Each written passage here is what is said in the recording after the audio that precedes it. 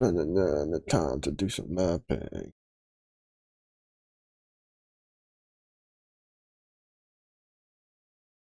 Oh, no, I'll have good luck. So I was doing, so I watched Ziggady's video, right? And I was doing these thingies, and I was just sending a couple shipments of just 5 Verisium bars to Ribbon Fell to keep scarabs like flowing.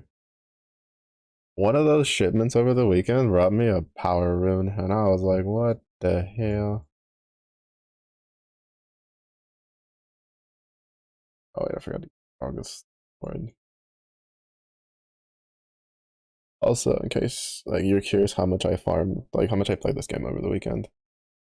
This I didn't play at all. Like while I was eating dinner or anything. I just messed around, made the poll in Discord, kind of just set things up. I farmed enough yesterday that this still has like 5.5 hours going for stuff. Granted, that's without map runners going, so hopefully we can get the map running bros set up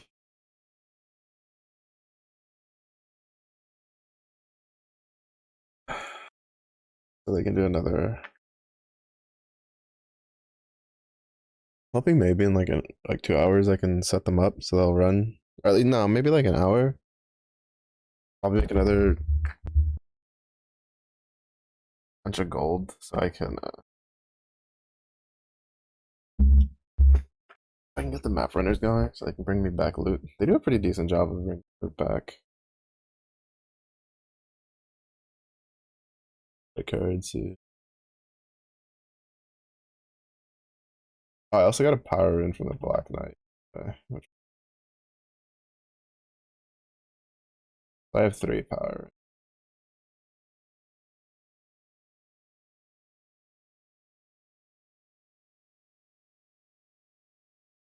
which make me wanna go back to trying to craft a good like two-handed mace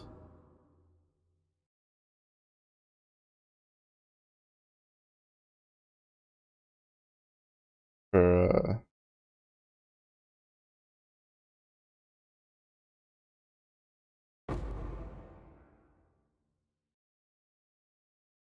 my other build. Because if I get enough power runes to craft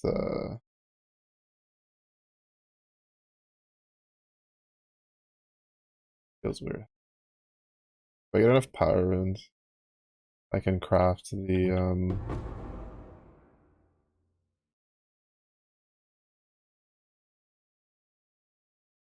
enchant or added element damage thing.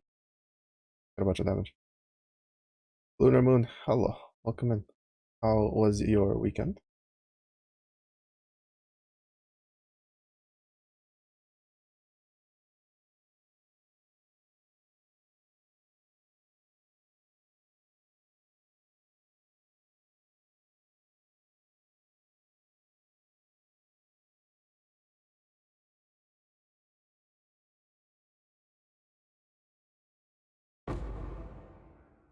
Seeing if you could get some help. Well, I can help offer advice. I don't know if I can do much more than that.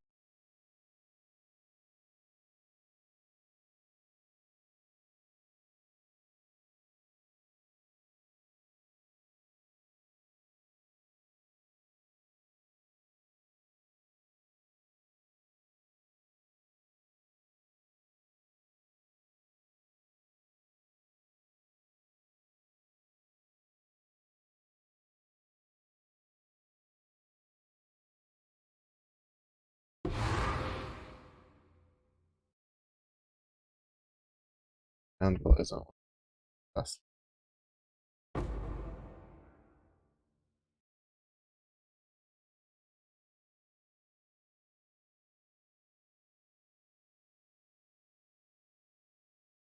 Here we can't get decent scarabs duplicated. I didn't get that altar last map, which gave me a discernment for ambush.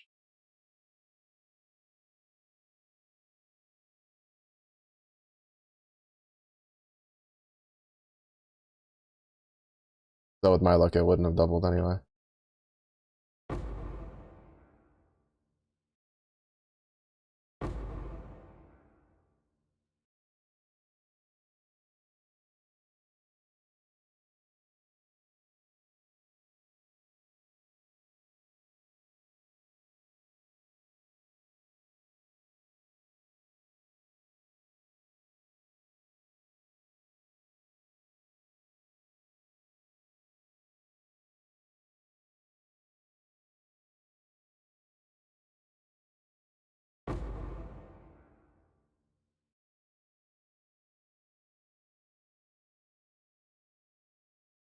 It just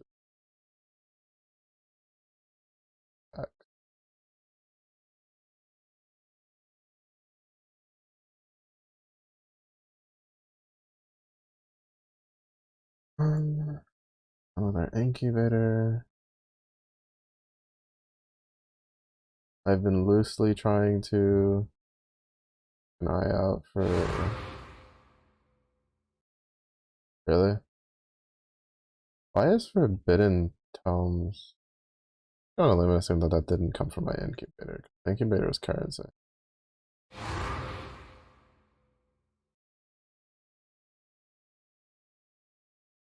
Oh wait, no, it's still going. Why did I think my incubator was? I see the bar there.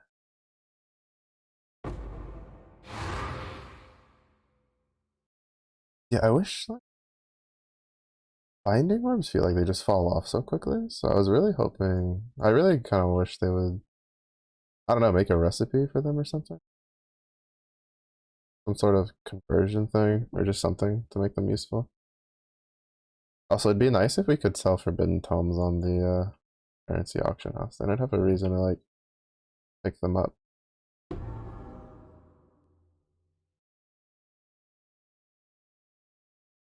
I don't really plan on running Sanctum.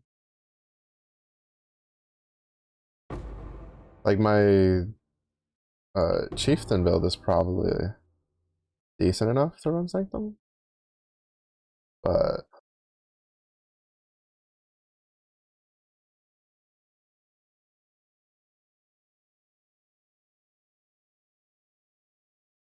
with the Volcanic Fissure of Snaking. But I don't want to do Sanctum. Too lazy. I'm too lazy, and like I get plenty of divines as it is. I wonder if they'll limit how many divines you can get from Sanctum.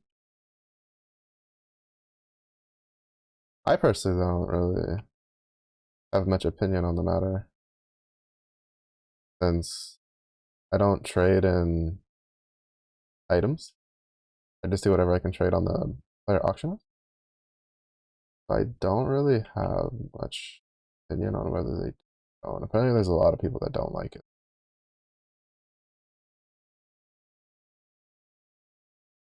Granted, though, I think like really one of the bigger problems is it's the case of I don't like how big of a disparity there is between T17s and T16s when it comes to loot.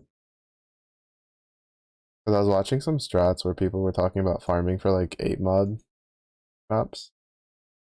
And I watched, and I knew about the strats for a while. I just never really paid attention to it myself because all the videos ran it on T17s. So I didn't know it was worth in T16. So I was just like, oh, I just won't worry about it. But I was watching a video, I think Travic, right? I don't remember his the full YouTube handle, but he did like the video, like his video, right, talking about it. And in his video, he ran one tier 16, and like you got no maps at all in comparison to how many maps you get out of tier 17s. And like, it's so annoying. Oh, look, give me the. I think that's the first time an incubator has given me a dip.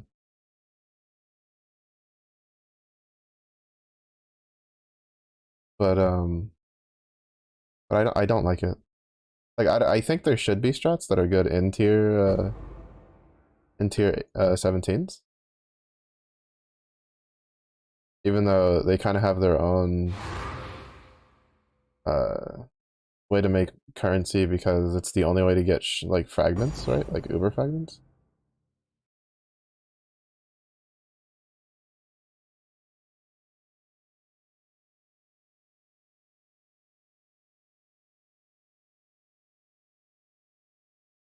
So it's not like there isn't money to be made there, but I'm personally not too big of a fan of how big the disparity is. And I think even if I could run tier 17s, I still would feel that way.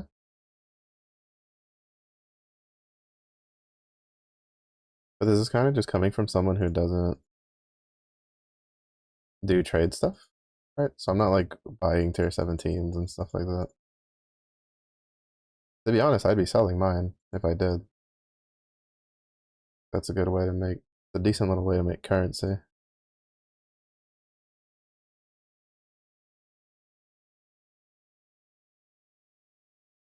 Well, actually, if anything, I'd be trying to get my chaos damage over time cluster jewels. I need 3 more. Haven't had much luck.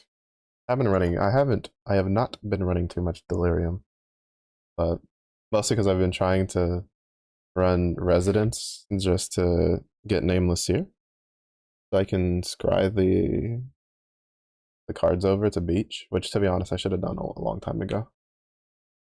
And realistically, I should choose a second map to scry over Ashen Woods or Caldera. Maybe Caldera. I don't know. I just like Caldera, but sometimes I tend to miss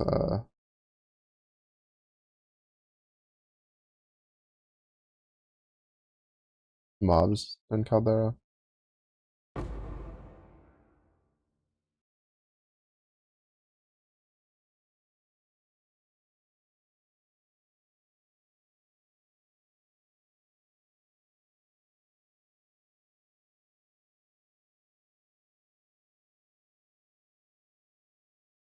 23%. If it was a higher percent, I would go for it. I'd grab it. Try to recombinate.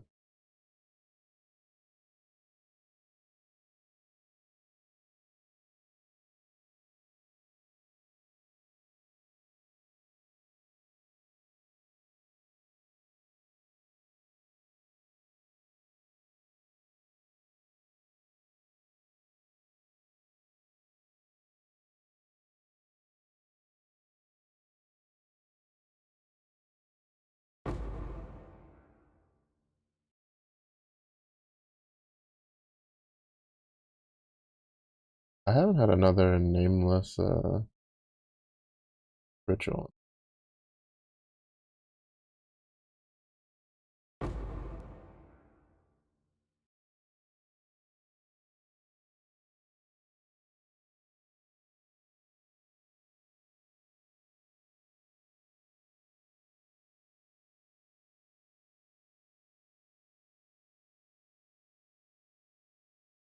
Wait, when did this get activated?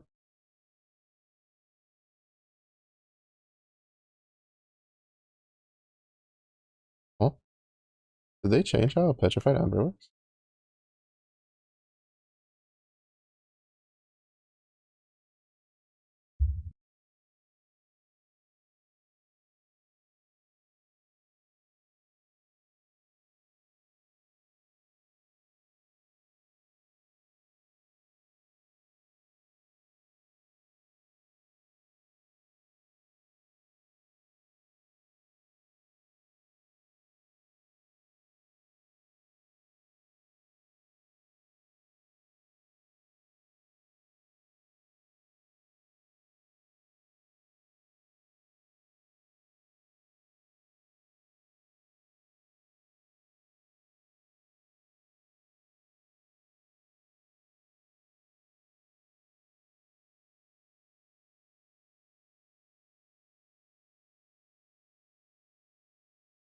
Guess not. Confused.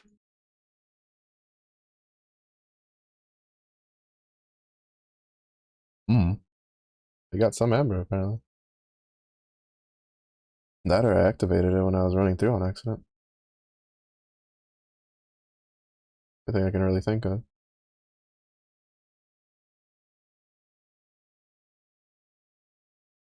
I mean, realistically speaking, I could probably do the Petrified Amber as long as I had other mobs in the vicinity when I started it. That way they could hit me. Granted, I do have the ring. So maybe with the ring I could do it. The penance brand ring, the one that gives you the mobs, funds the mobs.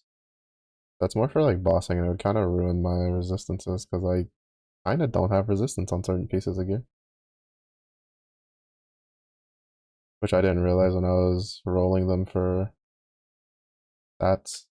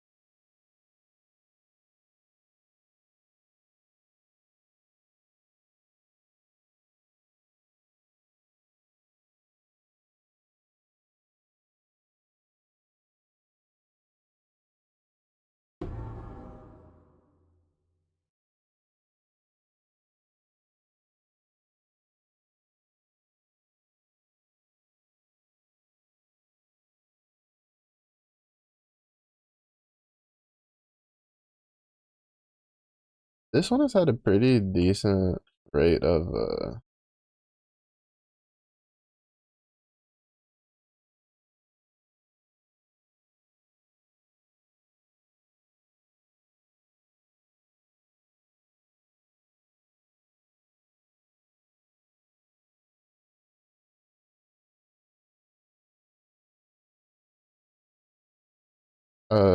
spawning 2 times. Yeah, we got like 420, but we got like nothing out of that. Yeah, this build just can't do it.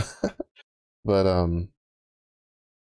it's had a pretty decent rate of spawning multiple uh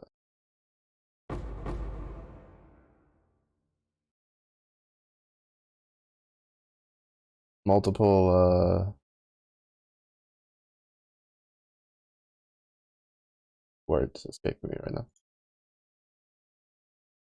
Multiple ores or nodes, which is kind of one thing I was thinking about the other day. I was like, as like one of the big complaints that people have is that you can't really control how much ore you get, like at all, right? You can control the plants, right? Because you can just set it up and manually choose it yourself. But when it comes to ore, it's like you can't do anything about it, and like you need a lot on a good amount of those on a good amount of those turn-ins.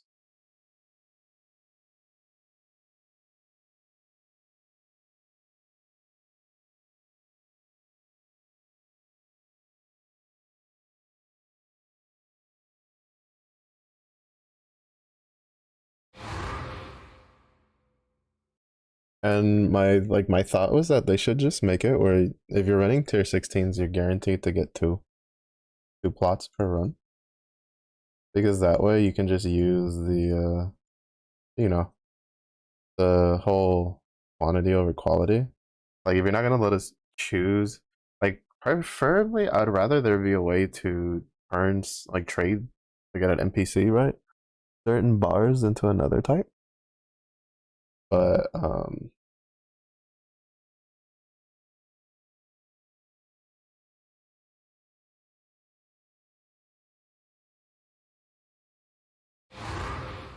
I feel like if they didn't want to do that, I feel like they could just make it where if you're running tier 16 or higher, or tier 15s or higher, I feel like tier 15s make sense. Uh, you get guaranteed 2 ore nodes every map, and it's just random which ones you get.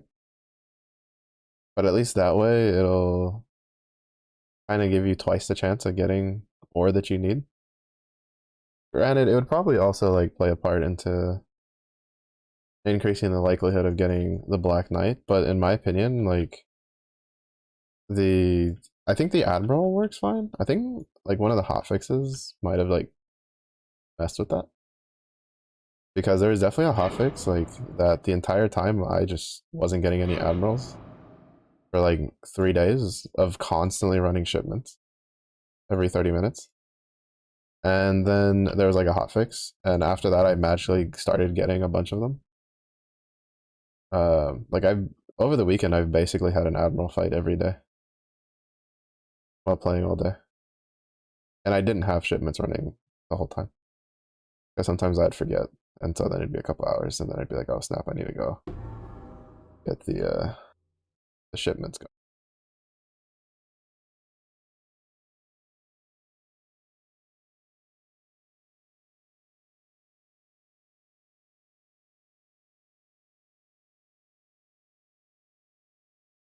Also, I find it kind of amusing how uh, they bug fixed the admiral gloves, and then now nobody uses them.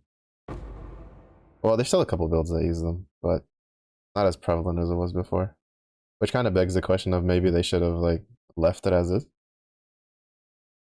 or maybe they should have just changed the gloves to work that way to begin with.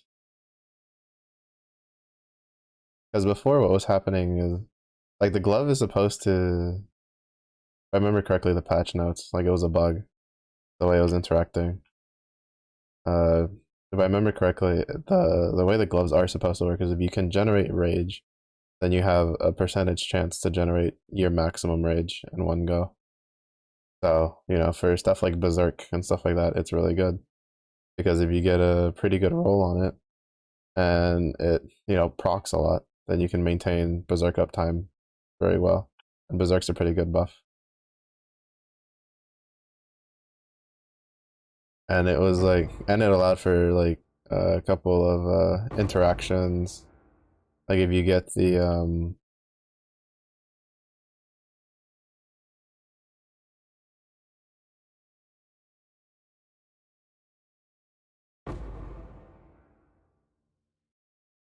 if you get like a way to generate rage, like a small amount of rage on hit on a class that, or and you're on a start that's not very close to the rage nodes, then you could still maintain high rage uptime with it. Granted, though, it'd be a little uh debatable useful with it.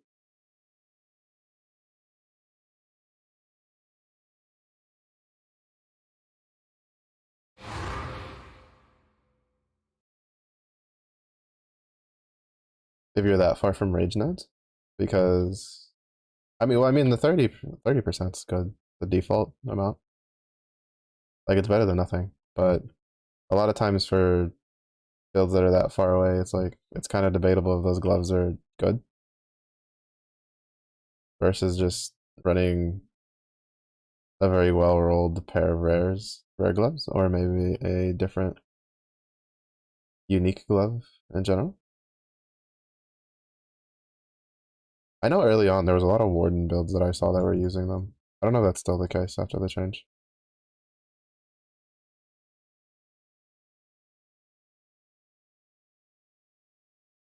Because you could take the axe one. Because you're like, if you're running a Warden build that used axes, you could be pretty close to, you were pretty close to Hatchet Master.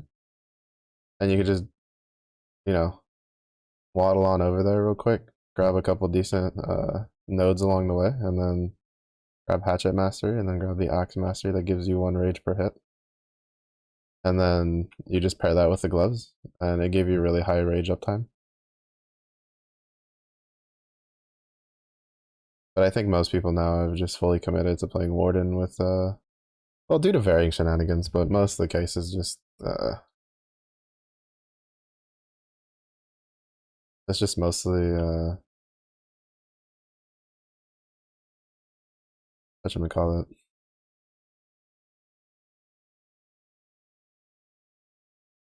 Lightning, lightning strike, lightning blade, whatever it's called. Even though usually people play that until they get enough to do the trickster variation, which is much stronger. Because you can just stack a shit ton of energy shield alongside all the other trickster defenses, and then take ephemeral sword, and then boom, bunch of damage, which with a lot of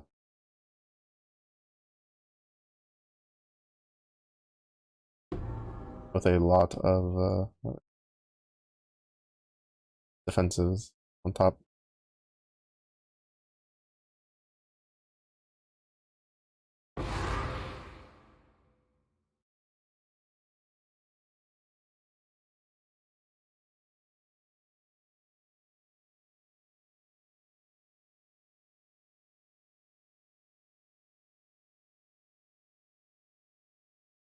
Oh, there's two.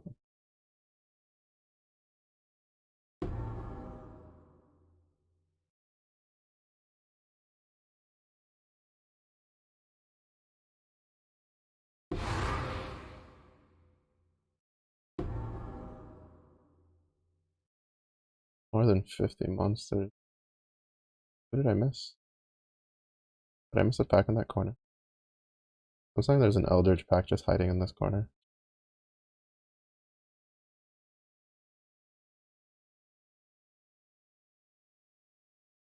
I think I missed a room somewhere.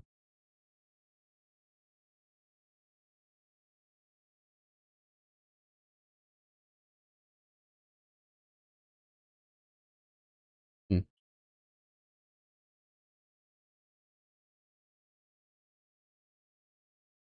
Well, I was pretty sure I explored everything.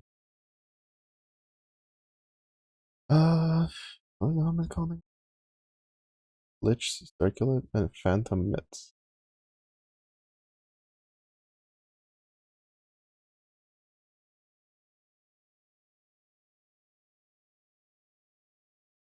Oh, alright.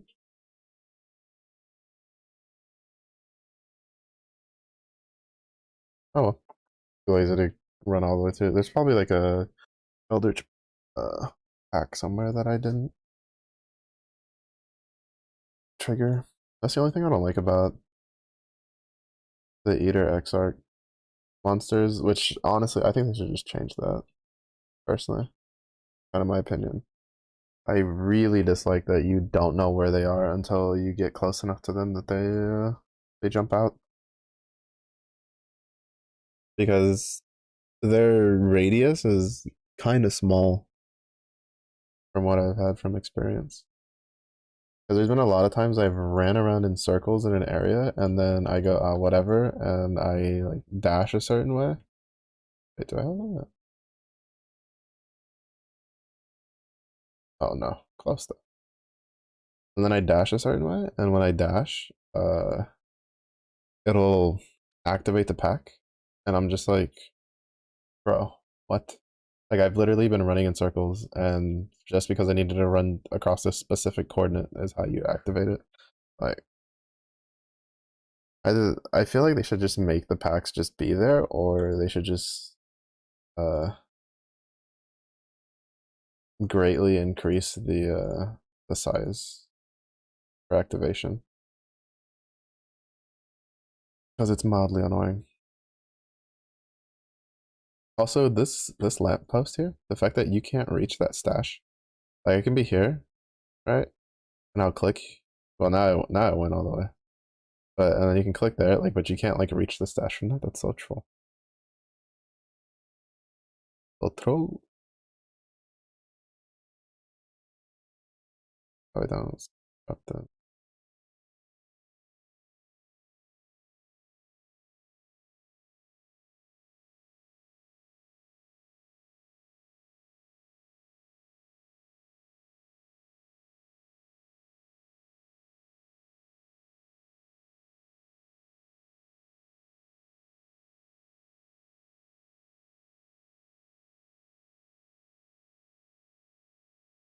I mean, they could probably run corrupted maps.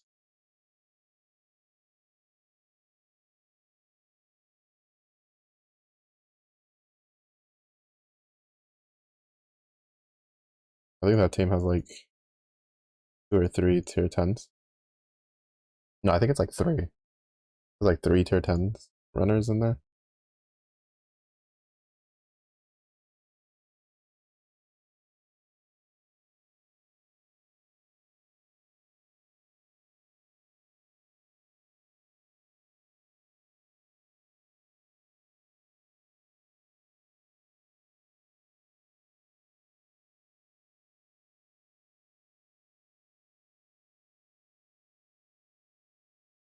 We can run blue maps. Tier 15.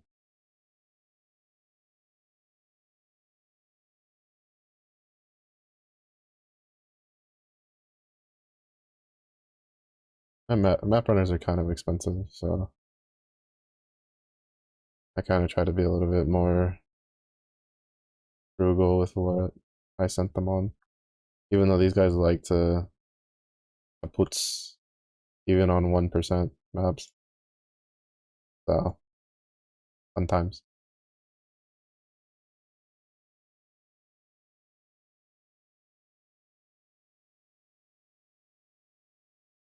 Fun times.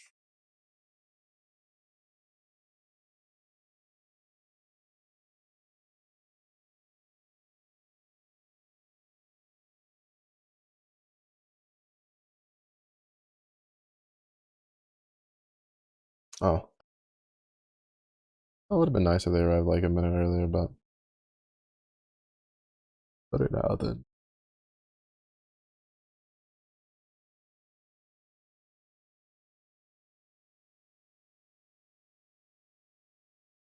I always get my hopes up whenever he's like, "You should really check what came from Ribbonfell" when I'm doing these like little shipments because of the fact that there's one of them have given me a power rune. I'm just like, oh, power rune use, and it's not. I'm like, Tujin, Tujin, why you do this?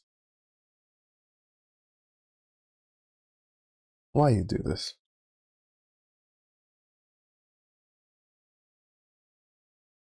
I thought we were bros, Tujin, and instead you let me down. You let me down by getting my hopes up. And why do you?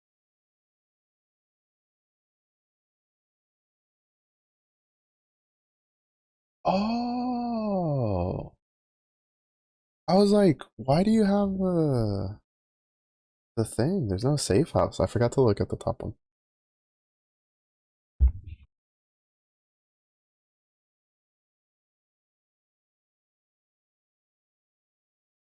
I don't know what this character can do. We'll try. He has to get hit.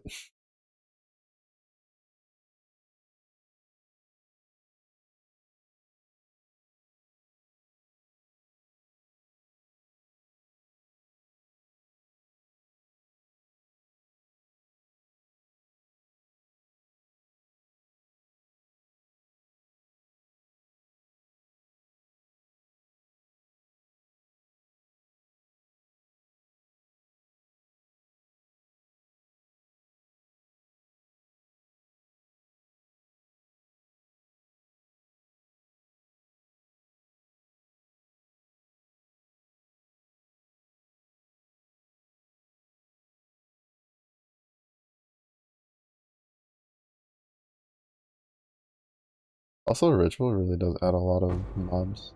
Not kind of surprisingly enough. I didn't think it'd be that much, but I started adding like I think I had like 70% chance for ritual. Which I mean I still get sometimes where the map doesn't give me a ritual, but it's a fairly high proc chance. And it's basically kind of always guaranteed 10,000 plus. I think I've had a couple maps that give 15,000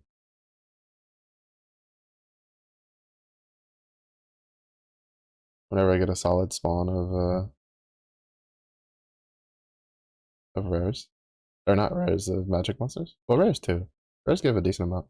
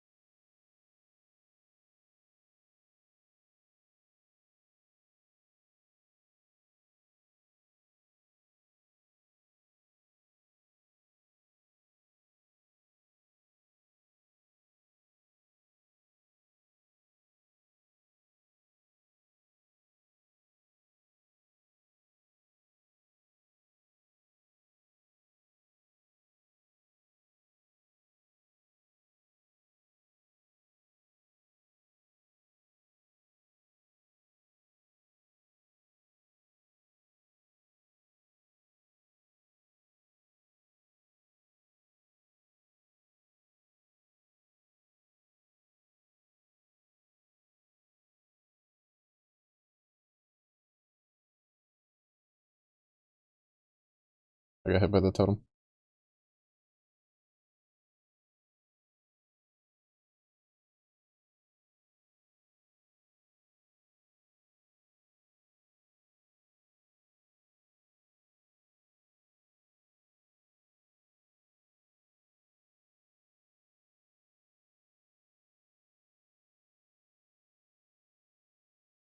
This fight kind of sucks as a.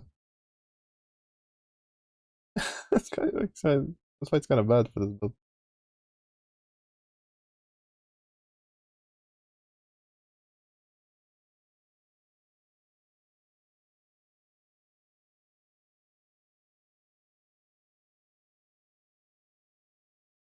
Not very good.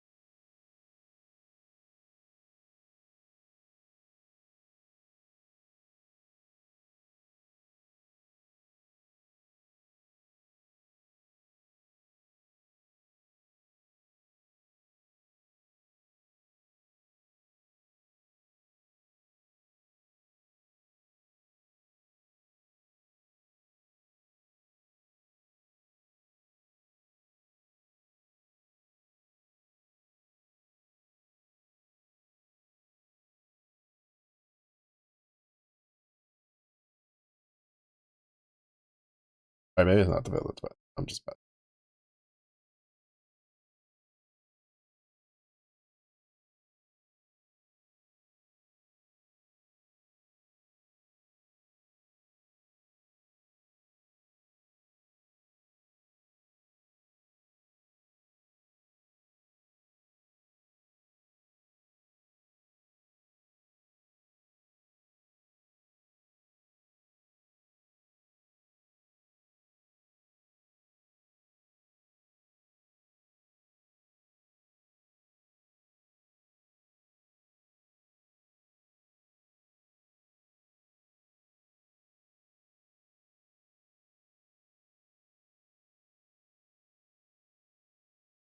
I'm trying to practice. I was trying to practice. No, it's a little too rough on this build to try to like hit the things and.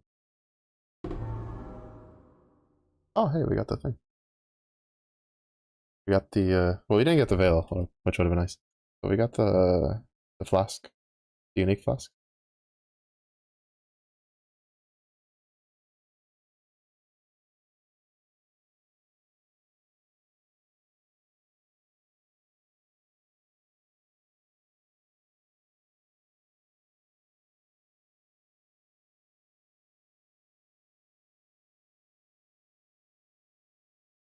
Greatest number of sockets.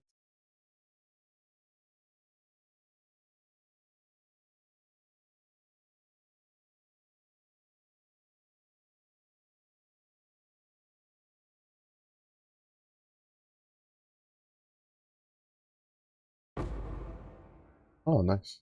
Placed it. Not bad.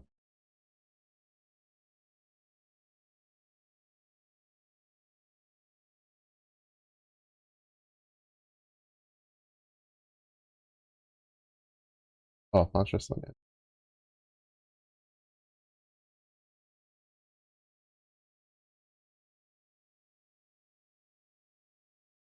That being scarabs is kind of fucked. Because you kind of have to like memorize the scarab.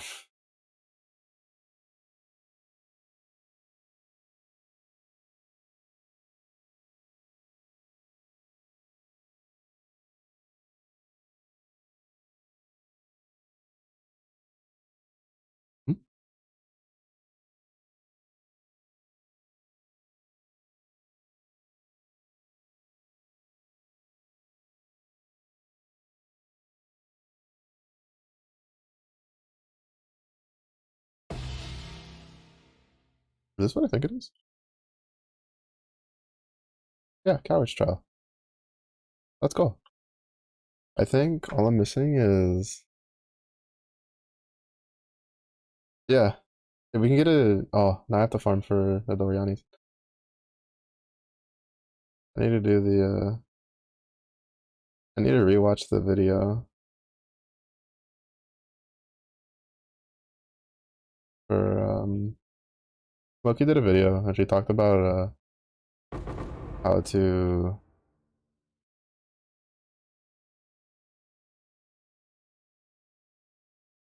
farm for that with just Carrick missions.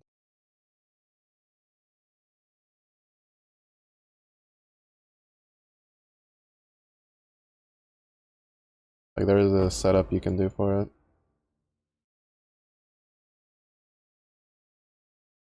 I need to do that.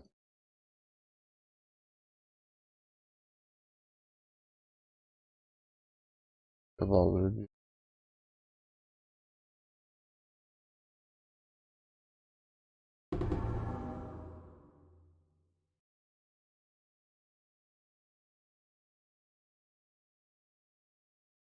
I have 3 of those now.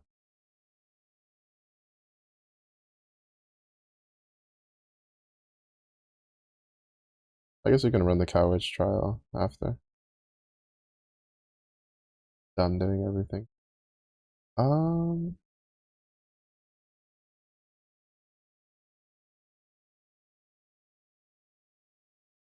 did I have anything with 6 sockets that I wanted? 6. This. If I could get that 6 link, be good. Oh, also, where's the 26%? Was it 26? 27? I don't know, something high percent. Try to use that crafting one.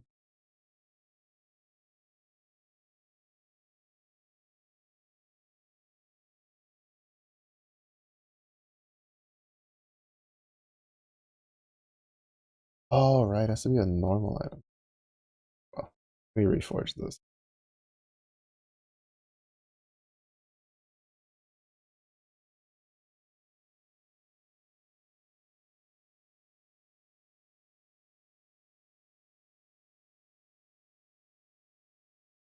Oh, at least we 5 linked it for free.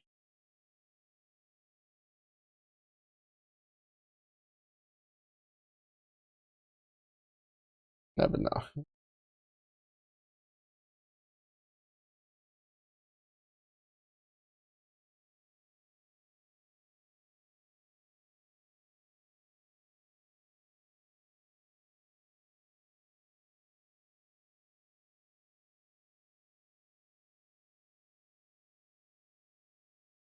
Oh, I forgot to scour it.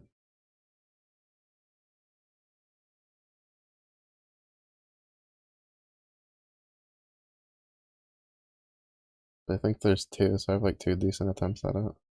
Probably not, because I suck at this stuff, but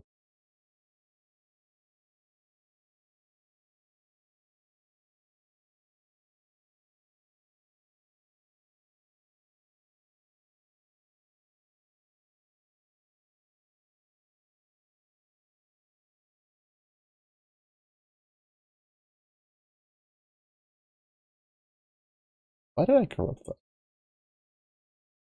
That was a waste.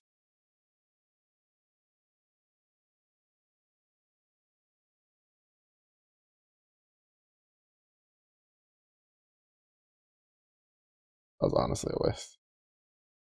But we'll just toss it to good old Lily.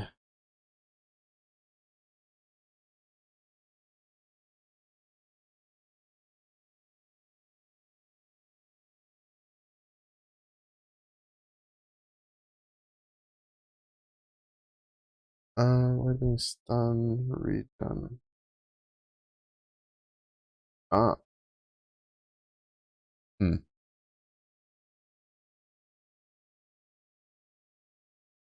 I'll take that. I don't think there's very many of those. Also, I wish this was like smaller. Well, I wish you could just tell it and like If I could change the map runner system, in all honesty, the map runner system shouldn't tell you it's done. Like you shouldn't get a notification for the map runner system unless either one, the map runners are completely finished running the maps that you want, or two, uh, the oh let me see, or two, so like one of the map runners died.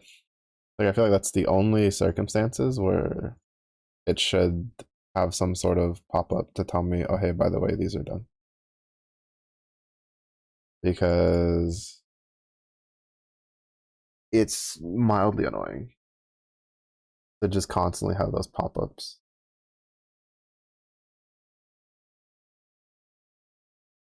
Especially when both of them start completing like really quickly right next to each other.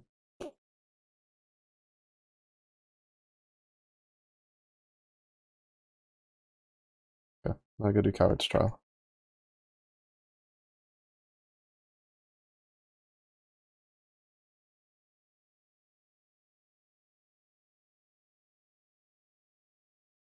Coward's Trial took its sweet ass time popping up. That's for sure.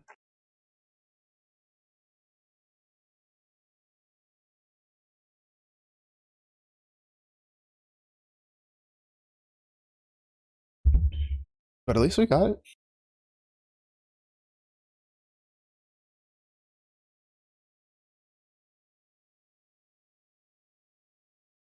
It's finally starting to be a little fall weather like.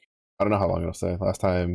Last year it also was pretty fall weather esque for like a couple days in September, and then it went back to being really hot. But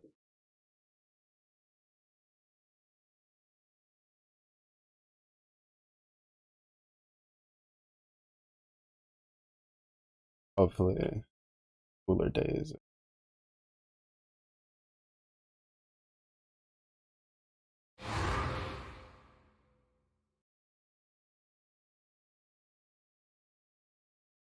Can you imagine if you could use Orbs of Horizon on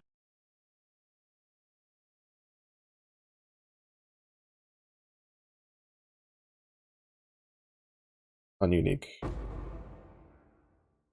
on unique maps? Try to get it to RNG roll into other unique maps. So that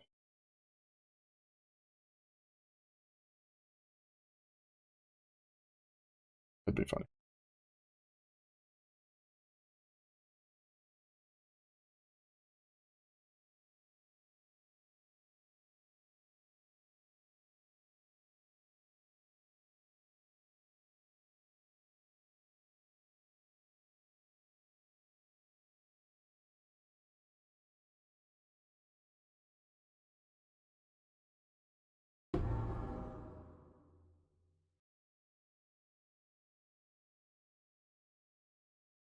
The rustic sashes really aren't worth a whole lot of any. I've come to learn.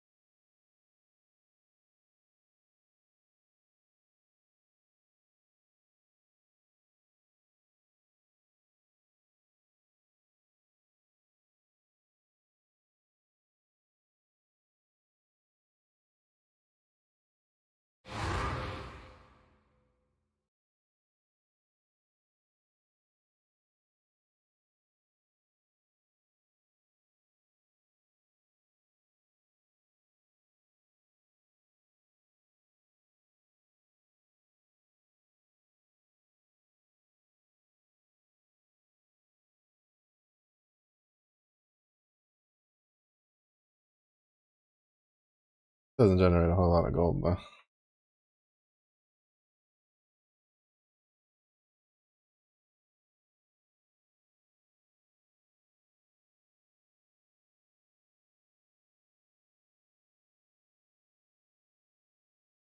Oh, that's right. I wanted to run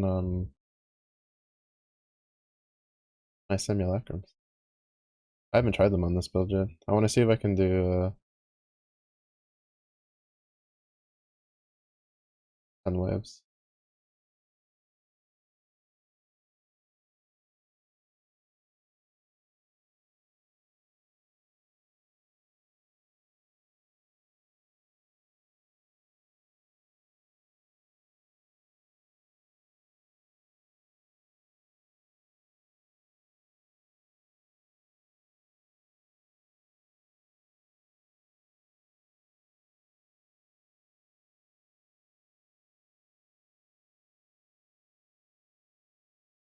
Why is that popping up?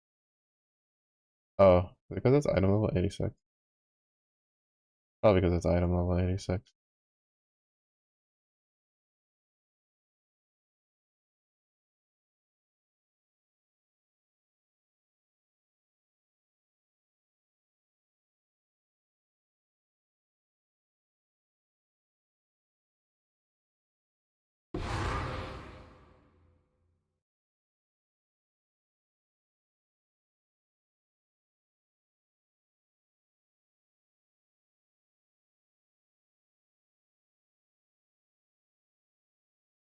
With an item level 86 rewrap.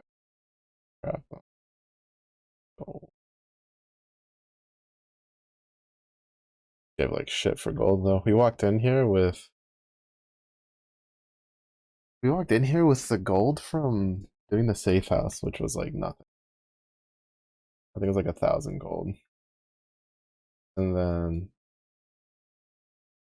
we ran that whole map and we got 6,000.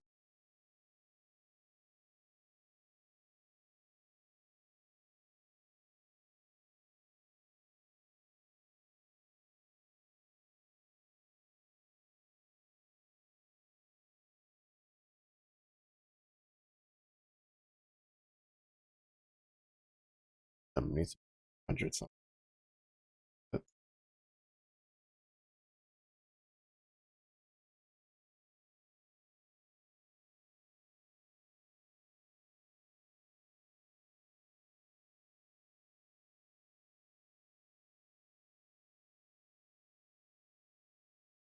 Tier 8.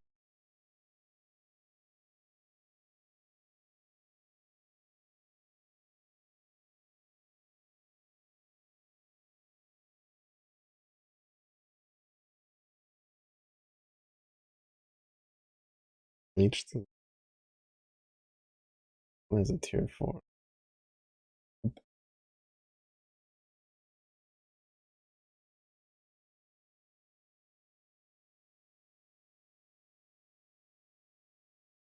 Tier 5? Tier 6?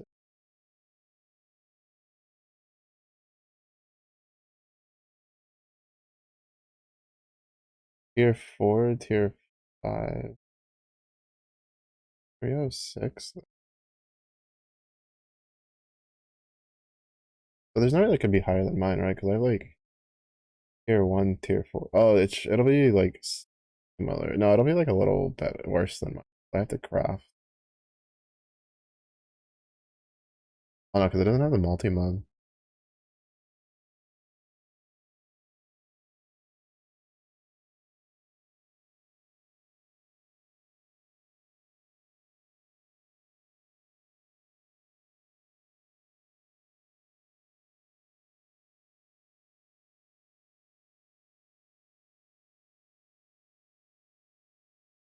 318. I want to exalt slam this if we can get something. Tier 1. Cosmic, what's up? How's your weekend?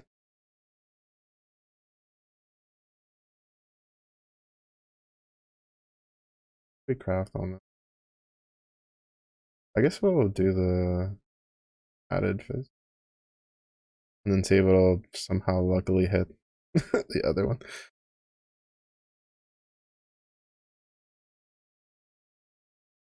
And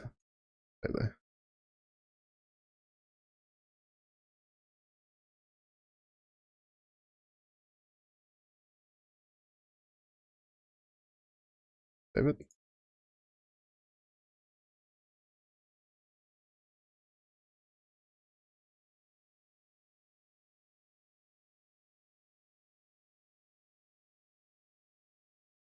Oh, I forgot to remove the crafted mod. I guess we'll craft attack speed. No, it needs to be fizz damage over time. There's a storm from where you're from, so you've been mostly sleeping. Oh, that was yesterday for me. We had a thunderstorm all day. But hopefully at least it's safe. Because that fizz.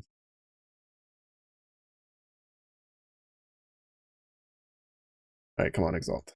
I believe it.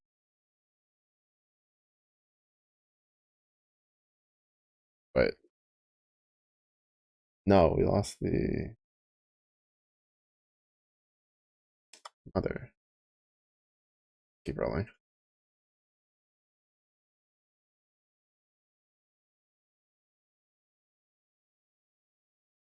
If I had another Animal 86 app, hold on to.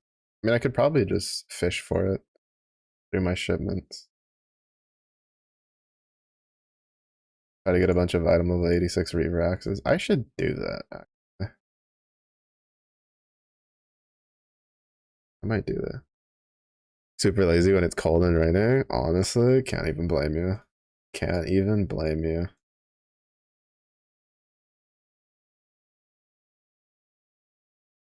How much orichalcum can do?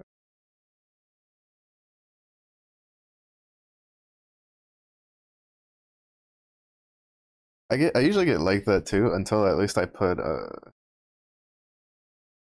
like some long sleeves on. A little blanket over my lap. I'm be comfy. Yeah, yesterday it was basically just like hot and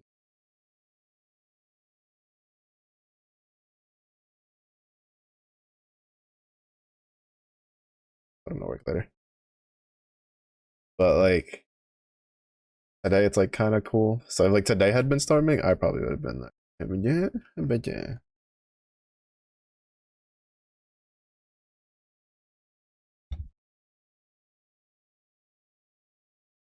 Have you been up to any other league shenanigans this league so far? I'm trying to get two chaos damage time clusters, even though right now I'm farming for cards. And then I need to get that Ungol necklace that I got one of earlier in the league, and then I disenchanted. I was like, I'm never gonna need this. And then that Mathil build came out with the Viper Strike of the Mamba, and I'm like, bro.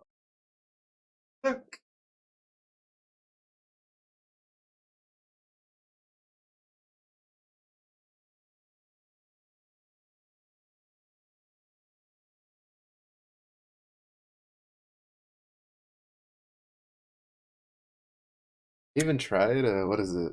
Using ancient necklace.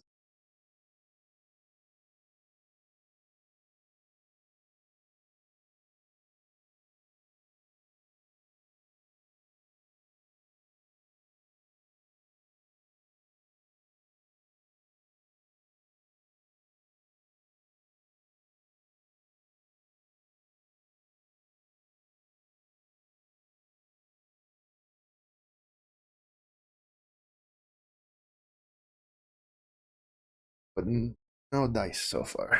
No luck on the necklace. So far, no luck on a nameless seer for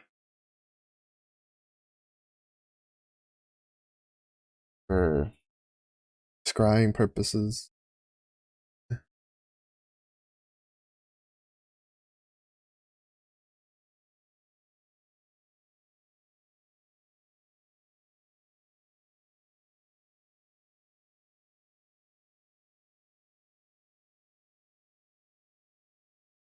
But at least we got a coverage trial finally. So that's nice. Now I just need to do the what is it? I forget how Smokey explained it, but there's a I think you take like this node, and then I think it's this one. Yeah, for increased scouting reports. So you get like 80% increased scouting reports. And then you just run a shit ton of maps and try to farm up a bunch of singular scouting reports and then spam them to try to get Doriani's. Because if we get Doriani's Machinarium, we can finish this one. Because I have the Victor square already. I just haven't ran it because I'm lazy. Good point. Probably the ritual one, yeah. Yeah, at least bump that up to like, what, 80%? Yeah, 80%.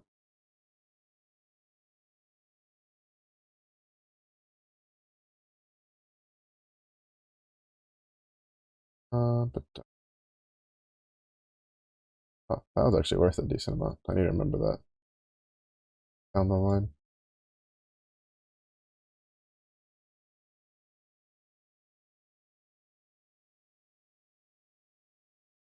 All right, I'm gonna toss all of my favorite acts, except for the item level or the high quality one. Anything that's not like 85.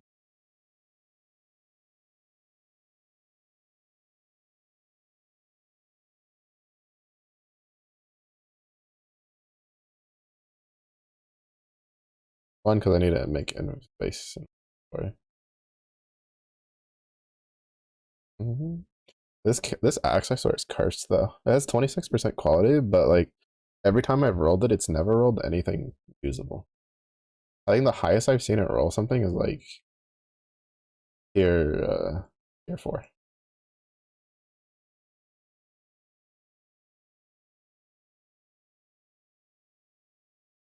Oh hey, you guys came back just right.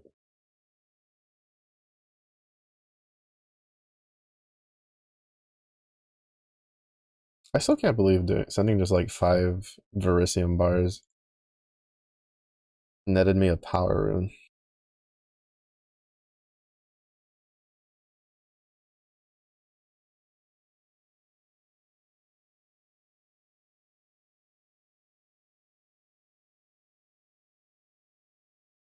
Yeah, that's insane to me.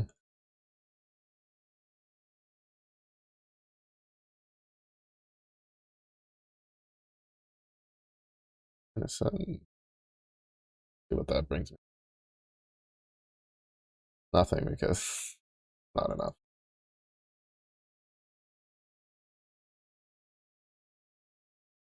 No, like an actual power rune from the shipment.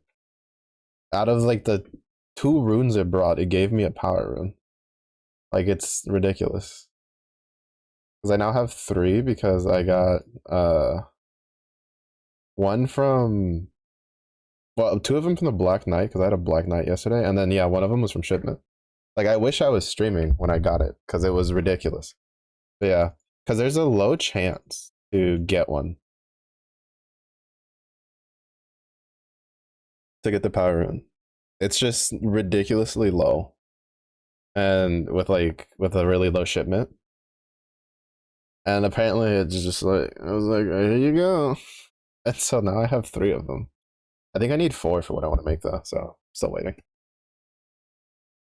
But yeah, it's not a like guaranteed thing though, because I haven't gotten another one since, and I've been doing it like I'd say 30 minutes with at least like a couple like 4 to 5 hours. Well, I mean, I played all the weekend with permanently sending those out. So like what? I think I played like 8 hours on Saturday and on Sunday. That's like 16 hours. Shipments take about 30 minutes. So like what, 32 shipments? I only one of them came back with a power run. And I've been doing this since like Thursday. So it's a pretty low chance, but it can happen. And then I had I was doing the other one, the other strat where you send like 7,000 of every crop and then 70,000 dust with it to get it to 700,000. So that way you have like a 50-50 chance to get a divine. One of those shipment came back with 3, and I was like, okay, good to know. I haven't done too many of those though, because I've been trying to save up uh my crops for rotating finalizing the orders so I can try to get some of those some of those shipping uniques, which I still haven't gotten any. Yeah, streamer RNG off stream. Yeah, I've got that reverse streamer client, right? It works when nobody's looking. People are looking, it's like, no, don't look at me. You get nothing. Nobody's looking, it's like, oh hey, here you go. Actually, if I had streamer RNG, I would have had a Savalan by now. I still don't have a Savalan and it makes me sad.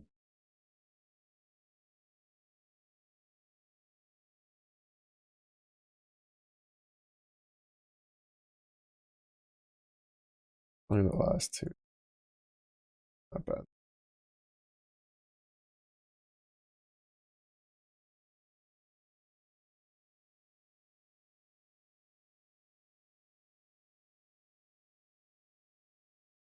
Oh, these rolled pretty good. Also, I don't know what I'm missing on the Harbinger strat, aside from the 6th map slot device. I don't have that.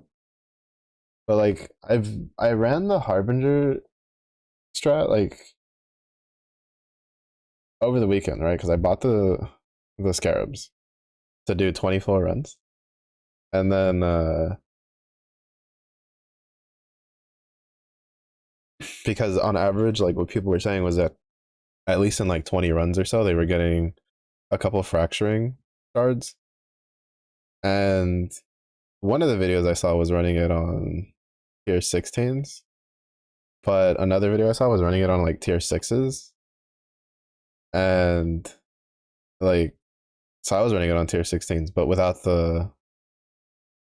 one less Harbinger scarab. Because some of the videos I saw, it was like they were running it with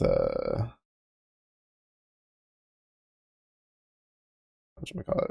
It was like 2 Harbinger scarabs, the Harbinger map craft with the obelisk one and the Regency and Warhorde ones. And then there was other ones that it's just like, well, there was a guy who did a whole math thing. He's like, just run it with 3. He's like, just run it with 3.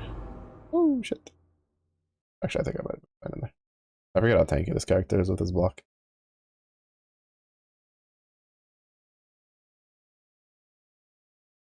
But like, I didn't get anything good. I got a bunch of ancient orbs though, which was nice. So I chucked that into the. I got some chaos out of it. Like, it wasn't a bad strat. It was a good amount of XP. It's just that the scarabs are too expensive to keep it up. Not to mention, I don't even want a fracturing orb for money. I just want a fracturing orb for the challenge. The one where it's like the spending the expensive crafting currencies. I think I might have enough chaos to be able to do that.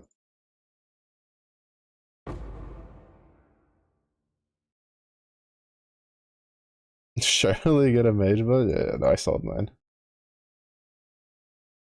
Yeah, but like I couldn't do it. Like I don't know why. Like I'm assuming it was just because of maybe I was missing the 3rd Harbinger Scarab.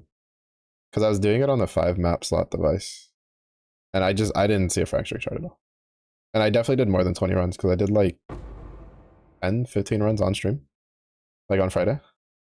I think I've done 35 and I haven't gotten any fracturing shards. I'm just gonna assume that losing out on that last batch of Harbingers was kind of messing with it somehow. Because I even like full copied whatchamacallit, the Atlas, and then I was just like, it's not working. It's not working, and it was too expensive to keep up. I was hemorrhaging like chaos shards. Because I was getting like a decent amount of chaos orbs. But it wasn't enough to keep up with it. I should be able to get it myself. I think like with this character I need more HP. I need to roll like the gear. Like all I'm missing is like he has right now just enough. It's just the the gears on. Like I'm pretty sure. Actually, I'm pretty sure I could run it on my other character. I just haven't because I've been too lazy. I'm not gonna lie. I don't particularly care personally for the 6 map slot device. I just found it like interesting that one scarab, like losing that one scarab would be so detrimental to it. I was like, if I drop the singular scarab, then you know, if people are averaging 10 or so shards a run, then I should at least be getting like 4 or 5 a run, is what my assumption was, not like 0. Because I was also like chiseling and like doing the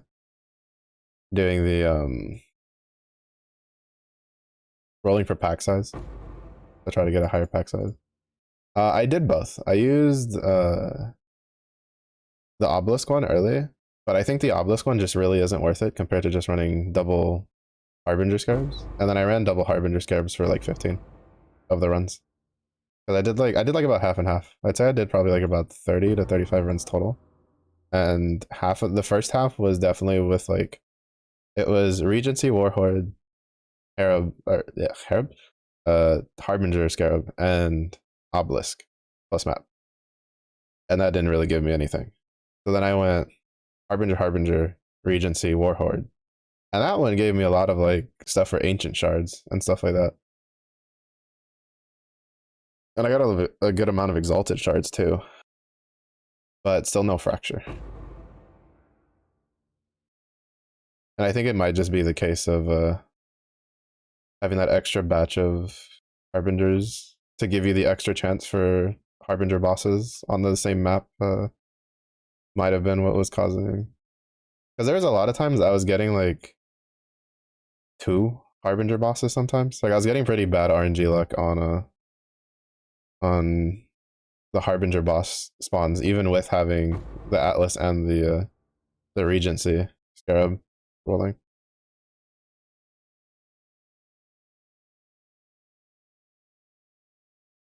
I think part of it was also just bad luck.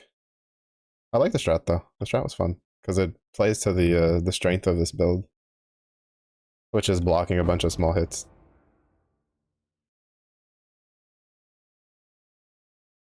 I just have to be careful whenever it's the flame path, the ground flame stuff. If I'm not too careful there, then I die. At least I get close to dying.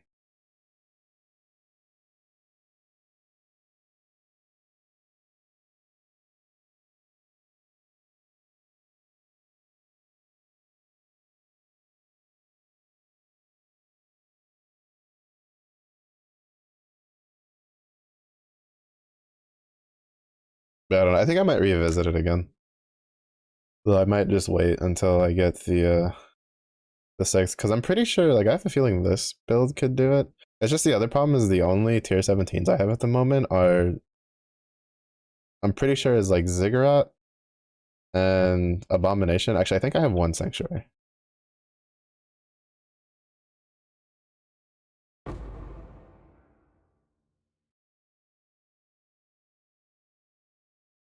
And Ziggurat's kind of rough. And I don't want to deal with the whole multi-boss nonsense from Abominations. I guess like I should run the Sanctuary one at some point. I've never done Diacia before though, because I'm bad at Sanctum, so I've never made it to like the final boss. I always got stuck on the second major boss dude. Which is yeah, that's what I've heard. And I've wanted to get a fortress. It's just the problem that is none of the maps I run drop fortress. So I need to like look at which one's a good fortress map that has like good div cards and just run it for the nameless seer and just hope I get a fortress drop along the way. Because I had pretty decent luck with getting tier 17s with the especially this atlas, because this atlas has all of the map upgrade chance that you can get, and like map just a bunch of like it just like basically every single map drop I can get. Over the weekend I think I got like 4 tier 17s, which for me is pretty good.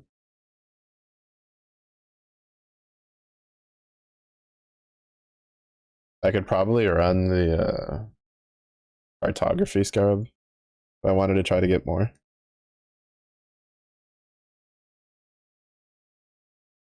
Yeah. Yeah, we have 11 of them. Yeah, we have a bunch of abominations because we have a lot from. We got a bunch from the beach, which is what we normally run. Oh, when did I get this? I thought it was a sanctuary one. Wait, what? What map was I running that drops that?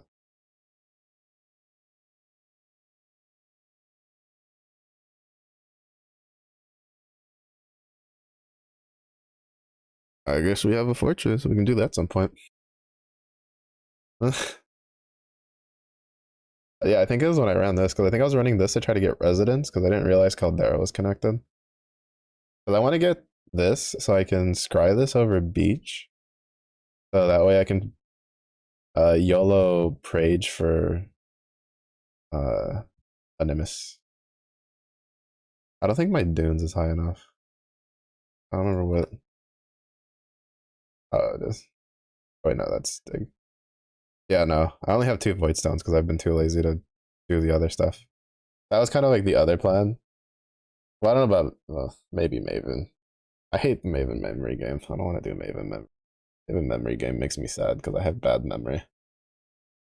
I've watched the videos of people doing Maven, and just watching the video, I forget where the fucking things are. Like they won't move, and they'll even be like, "All right," they'll even say it out. They'll be like, right, top, left, top, right," and I'm just like,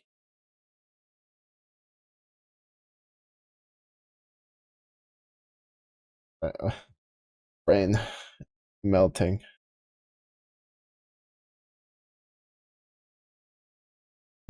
Maven, no, I need to do it. I need to just be brave. I don't know. BOE's got this weird thing where I just like doing things myself. That's why like I play SSF. It's like a weird. I think I blame my Diablo days because like when I was younger and I played a lot of Diablo, and then I basically had to play alone. And so now every Diablo like isometric RPG, I'm like I have to be able to do things by myself. And it's just like I don't know, sense of completion, I guess. Part of it is also just because like I'm pretty sure I could do Maven. I'm pretty sure my other build could do Maven. Cause that build like is honestly a lot stronger than I give it credit for.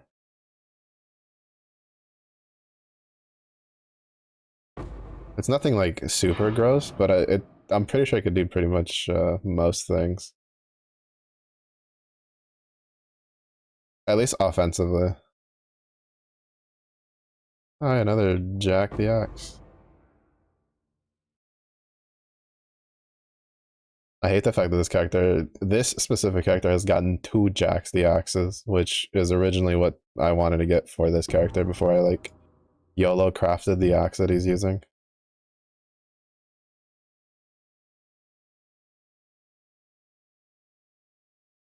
I have enough damage. Yeah, I just need to like. I feel like I could probably have enough damage.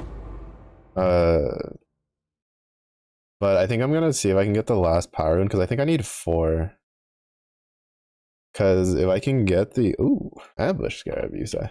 If I can get the craft on the mace that I have, even though it's like it's not the best mace because it's like 6. I think it's like 650. Is DPS? It'd be better if it was like 700. But I think it's like good enough, and I don't think I'm gonna like really be able to craft a better axe than that. And I was just with YOLO rolling Biz Reforges. Sheesh. We couldn't have the scarab one. Imagine if we had like the chance to duplicate scarabs and it duplicated the discernment. That would have been money in the bank. To be fair, I've been getting a lot of those though, so it's fine.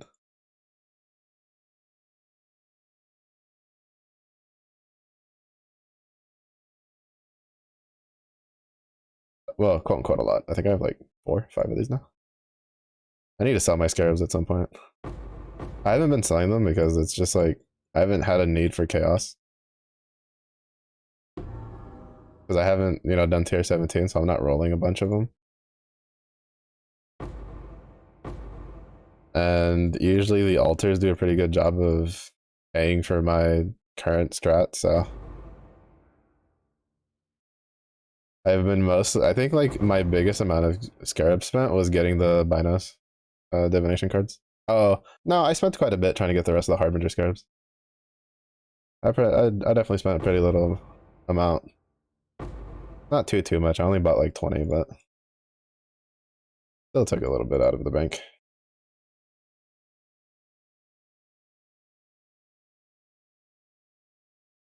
Be able to do 2 memory games. Third one. It's like we'll both die together. Yeah, I think like honestly, I don't even care too much if I die on it. I think like if I can just kill her, like it's just I'd be fine. It's just like it's this thing where none of the builds I've ever done before have ever been able to do a lot of the content. Like this is the first league I've been able to just uh have a chill time rolling through T16s. Like I've definitely farmed tier 16s in previous leagues, but it's usually hasn't been this comfy. And I'm not excluding Necropolis. We don't talk about Necropolis. That was just a shit show. But like usually, like I mean, I usually do Bone Shatter, and then I usually don't do a very good job of gearing the Bone Shatter because I just kind of get I don't, bro, just having the currency exchange just propelled me to play this game way more. Like this shield took like anywhere between 35,000 to like 40 something thousand red juice to get. Just and that's not even tier 1 because I can't get tier 1 on this one for spell suppress. I just have tier 4 spell suppress just to get tier 4 spell suppress. And the stupid recovered life on block took me like I think a little bit more than 40,000, which I wouldn't have been able to do I wouldn't have been able to do it if I had to do it solo, like myself, right? Like I usually do it where I farm my own juice because I just don't feel like having to sit there and whisper people like, "Hey, can I buy your juice?" But with the currency exchange, I just waddle on over to Faustus and I'm just like, "Yo, my boy, I need some of the juice," and he's like, "Okay, here."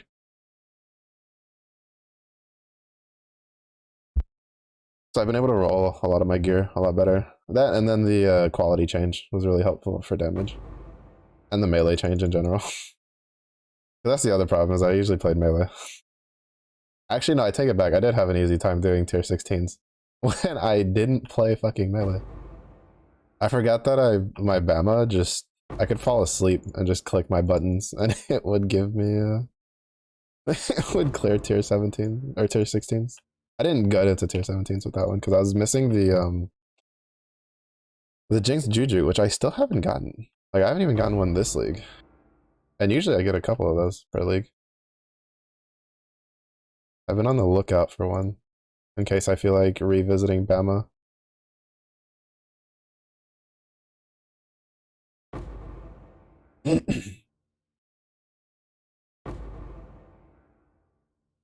Oh, I'm so dead. Why are my flasks empty? Oh, right, because I gave them the thing that lets them leech my flasks. Right, bad combination. Stuff.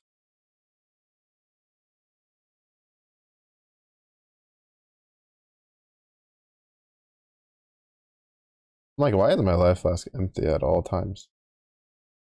Because, yeah, I gave them the thing that makes me lose fast charges. Oops. That may have been a little bit of a mistake. It's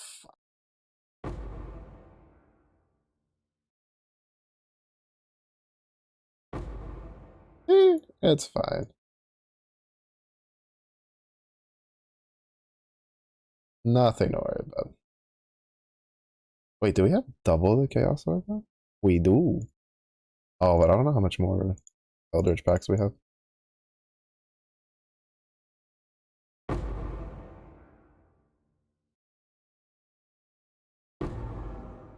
Apparently. Oh, sweet. I swear they did something for the pirate.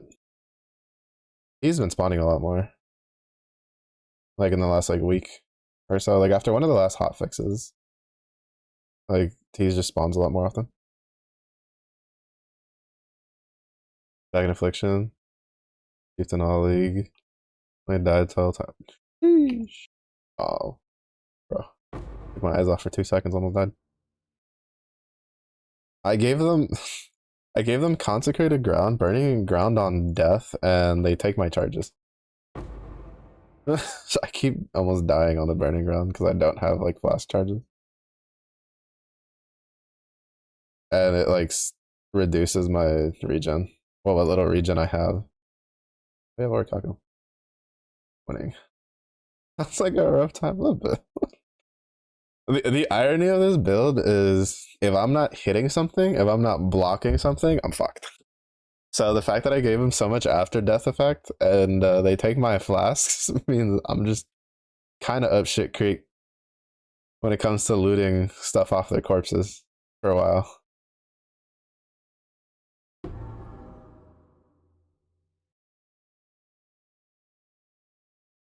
But yeah, Affliction. Oh, Affliction. Oh, Affliction, I think, was the first league that I actually ended up getting Void Stones. Because usually I stopped playing before that because, realistically speaking, I don't like Bone Shatter. I've played a lot of it, like more than I'd care to ever admit.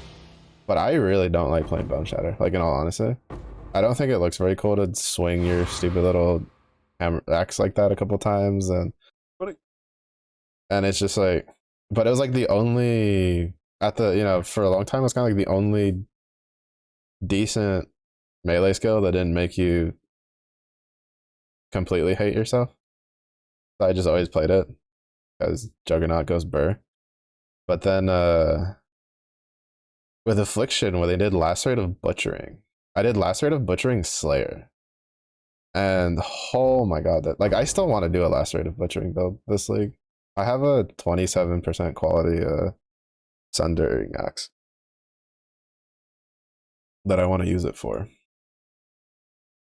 That I was probably gonna do Slayer on. Should be fine. And then and do Lacerate of Butchering. It's just I don't know if anybody else is like manually casting it because like I had a great time. It was pretty good in the Wildwoods area because you could like basically I cleared from here to here. Like it reached really far. And so I just shoot off Lacerates of Butcherings down the way and then go through. Kept me safe most of the time. Oh wow. Just stuff off. And I wanted to do it again last league, but Necropolis just pissed me off, so I just never got around to doing it. But there wasn't a lot of people that were doing like self casts. Lacerate of Butchering. Like at the beginning there was, but I think around like 2 weeks into the league, someone did uh someone found out that if you just went crit with General's Cry, it was a lot better. And so then it kind of became a little difficult for me to like look at POVs to figure out how to increase my damage a little more. At the time, I think it was just a case that it needed. Oh, stop. Uh, it just needed the melee renaissance, which is what I want to try because its numbers looked really, really high. Its numbers were already really high, but like it just its numbers now look even like more ridiculously juiced.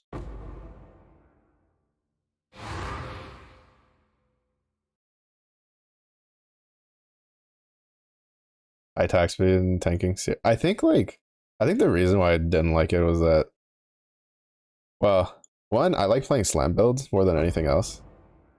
Or not necessarily slam builds, but I liked being able to see my character's like ability do something instead of just seeing like well this but without the blood, like without the effect. And Bound Shatter Bound Shatter didn't have that until you ran into a pack and then your character went swing and then the pack went kaboom. Just like exploded.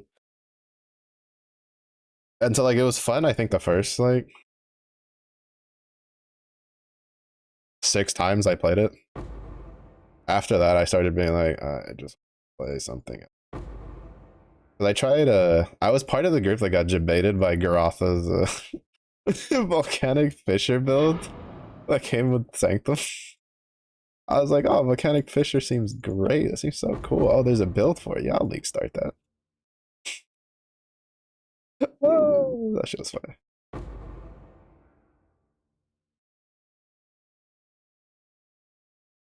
But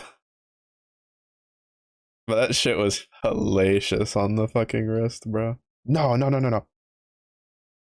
I want to start those. That shit was hell on my wrist.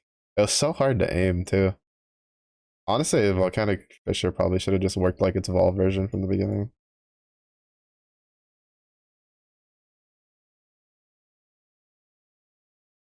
His builds are better now. To be fair, I think like I've seen some of his older builds. He's always made pretty solid builds. It's just like the weird part was I think Volcanic Fisher was the one that got like a lot of traction because I think like a lot of people saw that and they were like, oh shit, that's like Molten Strike, but you know, at range. That's cool. And I think he was like one of the only people at the time who, for League Start, had kind of put a POB together for it.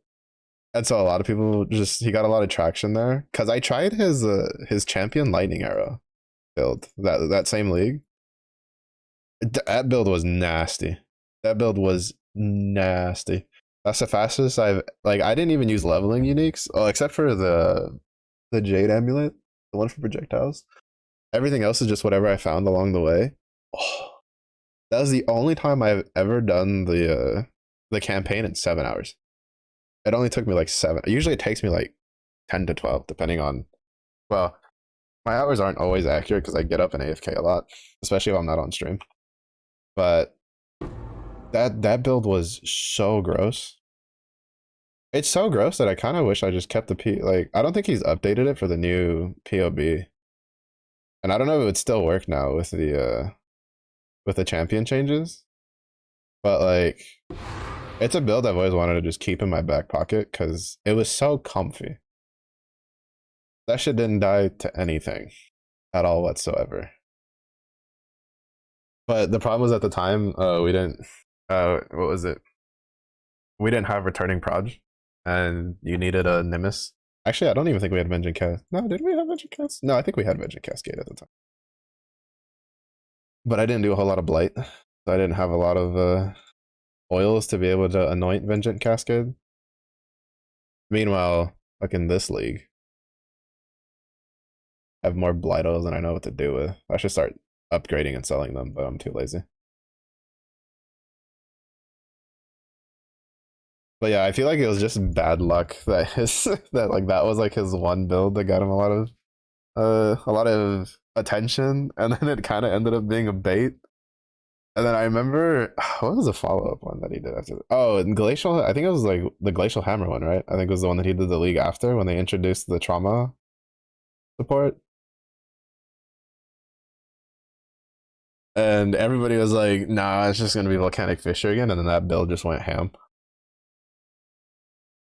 And then they kind of nerfed it by getting rid of the Divergent trauma that they had just introduced.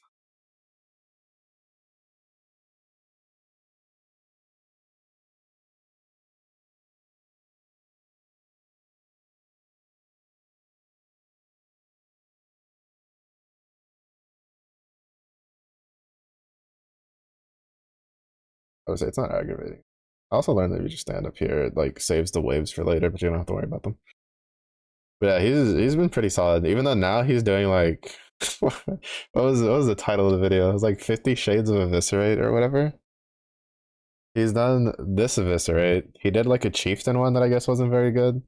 Even though I kind of want to see if I can find the POB for it again to see if I can do a shield crush of the chieftain ignite eviscerate sort of setup.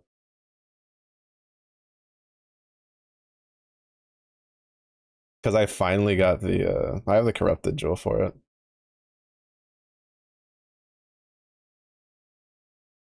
The one that gives you a bunch of crit on your shield. Uh, then he did the elementalist, the ignite elementalist, who died to a Vol strongbox, ironically enough. And then now he's doing like a poison one, a poison Pathfinder one.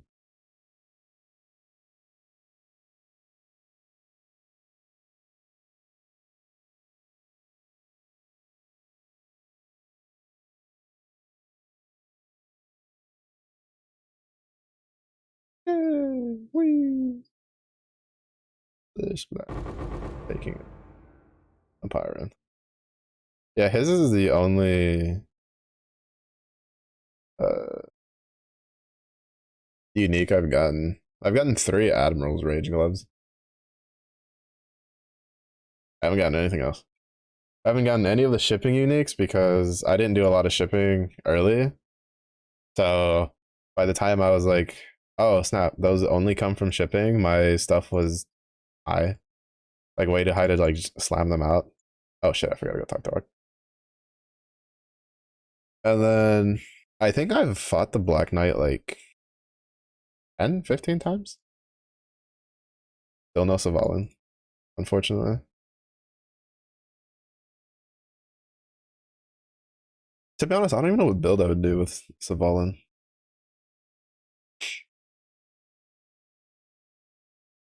Because I don't think this build uses it very well.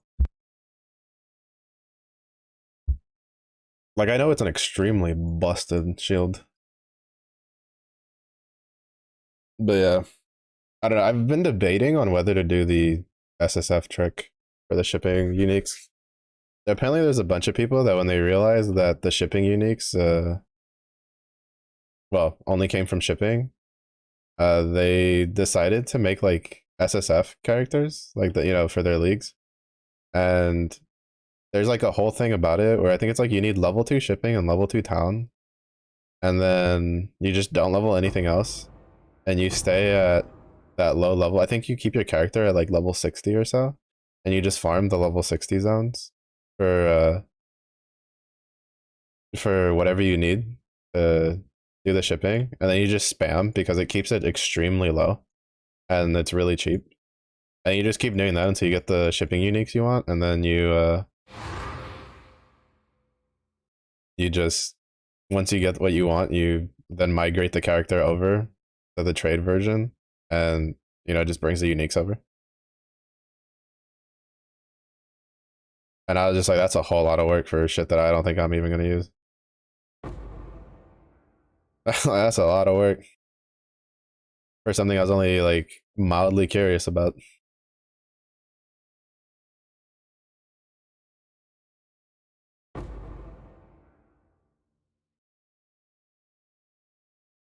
Oh, the Varesi.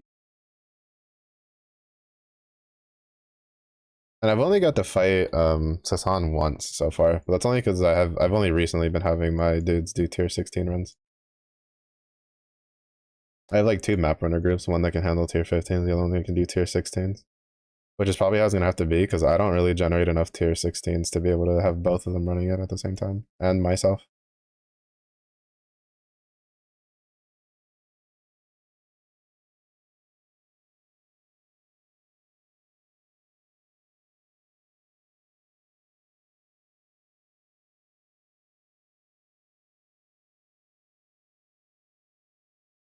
But his the great sword had me curious. I don't know if there's any builds that use it. I haven't seen anything on like the YouTube builds. But his little sword seemed kind of interesting. His great sword. Two-handed sword that he has. But realistically, the only like unique that I was like, oh, I really want that is the Tukama's spelling, because that's the ascendancy. It has the ascendancy built in that Chieftain used to have, where when you use a slam or strike skill, it summons Tukama's chosen to cast it also. And I always thought it was funny as shit to just watch them run around and just do their little slammy things. And so when they took it away, I was kind of sad, and I was like, it'd be kind of nice if we could get a unique for that. And they're just, and like the GG devs were like, well, it's funny you say that because one of the new uniques does just that. That's a two-handed mace. I was kind of hoping it'd be like a ring or an amulet, personally, but because there's not a whole lot of unique weapon that I feel that are super good for end games for the builds that I play.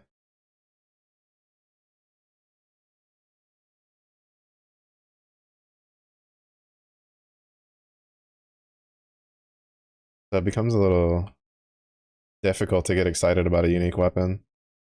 Because like the volcanic fissure of snaking was the one that I was like, oh, that one seems like it'd be pretty good.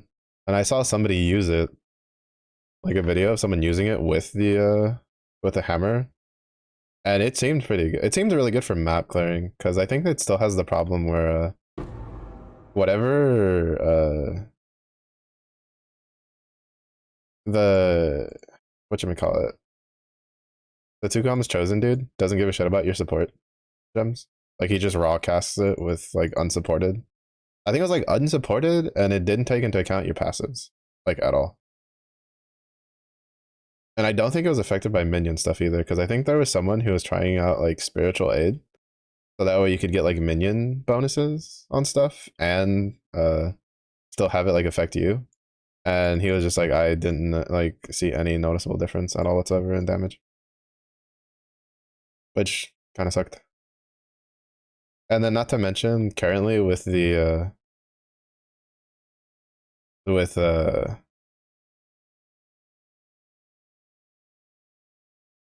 what should we call it?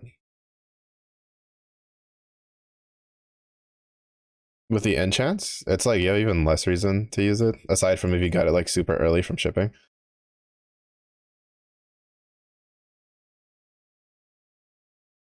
But it's okay. Even though I'm debating about going back to Axis. Because like the POBs and stuff on like PoE Ninja have like everybody's using mallets. Like well they're using two-handed maces for volcanic fissure snaking chieftain builds. Some of those numbers are actually pretty up there. They're not like oh I think there's what is it, 8 mil? What's it about? Because let's go hits for more often than it would seem. Uh but like pretty much everybody on PoE Ninja now is just using the maces, because then you get two-handed maces or like the increased hits and ailments with maces cluster jewel. You roll that for fuel the fight and overlord, which I tried that for a while. It almost gave me a brain aneurysm because it's like a 1% chance to hit overlord. I hit that once and never again. Like it hasn't shown up again since. So I just gave up and just took the fuel the fight, feed the frenzy that it gave me. Even though I don't really need or not the frenzy, feed the fury. I don't know why I keep calling it feed the frenzy. I feel like there was a notable called feed the frenzy. Maybe that's why. But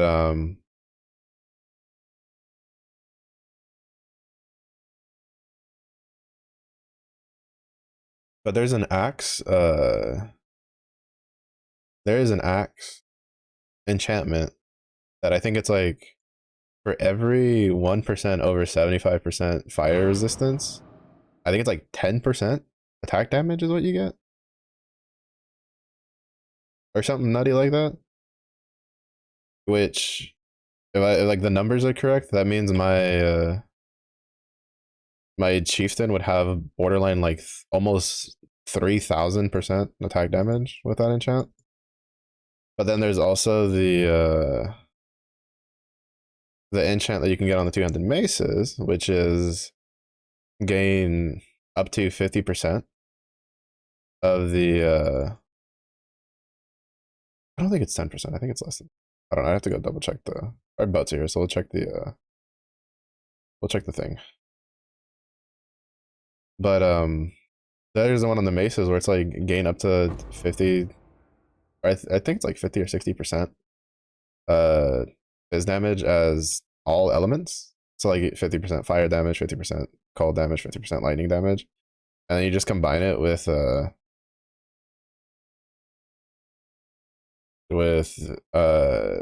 Avatar of Fire. So that way the extra like percentage, like you basically get another like 50% damage on top of it because you won't get the full value of the cold and lightning damage, but you'll get something.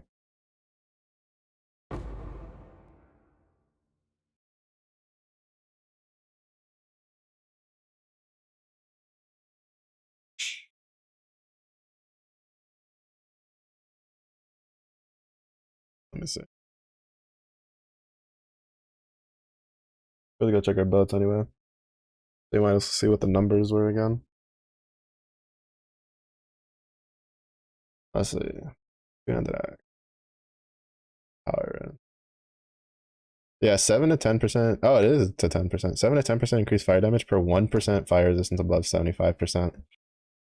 Yeah, that one takes 4 power runes. So like I was thinking my chieftain I think is at like is it the 280? I don't remember how high it is. It's kind of ridiculously high. But I guess I can see how much this thing is. But I was originally gonna go for that one, but then there's this one that people use. 30 to 50% of weapon physical damage is extra damage of each element, which also takes 4.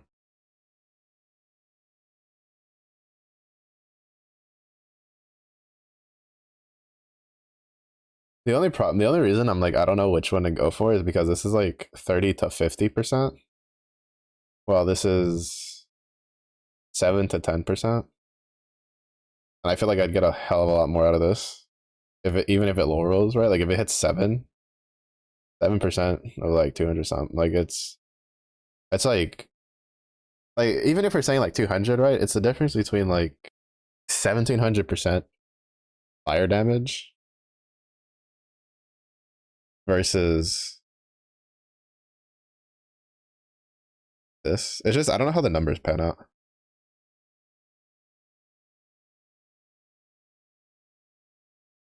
but I think they might be similar. I think the biggest reason people use this is just because you can get Overlord, so it gives you Fortify, and you just have like permanent fortification.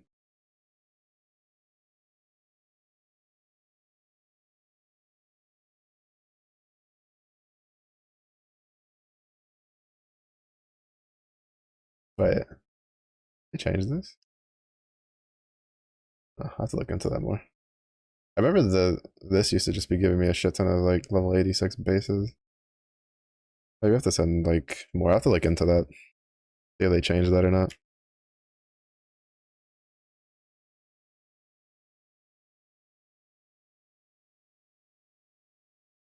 I guess I might as well just send y'all since y'all are set up for small shipments. Arm up some scarabs. See if maybe we can luck sack another power rune out of that.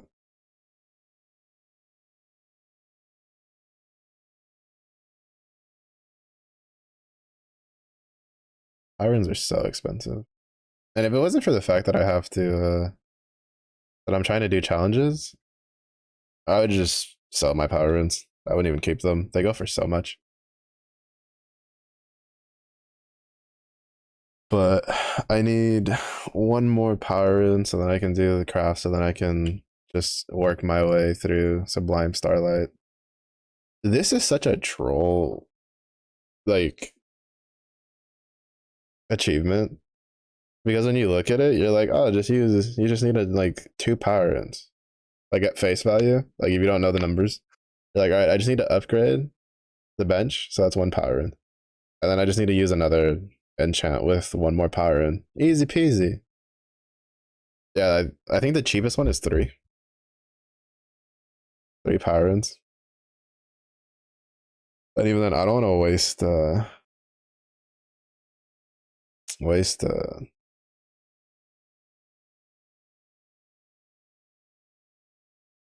like the power runes on something that I'm not even gonna use. Oh, is that high enough? No, it's 1% off. And I think I have exactly as much as I need for suppress. Oh no, we're a little over. But the problem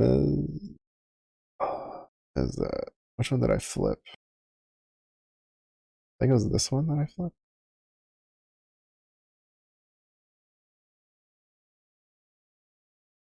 No, not that I flipped. No, I had to like yeah, I had to craft cold resistance because I didn't realize my chest piece didn't have any resistances on it. I mean, I guess I could try annulling it, but with my luck, I'm gonna annul the like tier 2 suppress off.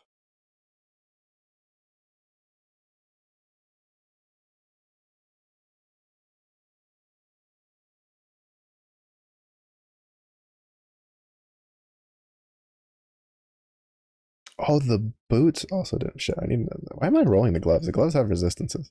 Hello, what are you doing? This is not the first time you've played this game. I mean, granted, they have like shitty resistances. Wait, I had 84 in there. Oh wait, no, this one's 85. Yeah.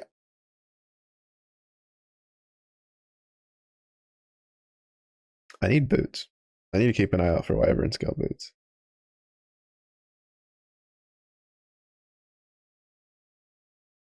Oh right, I'll do that towards after stream. I was in the process of tossing out a bunch of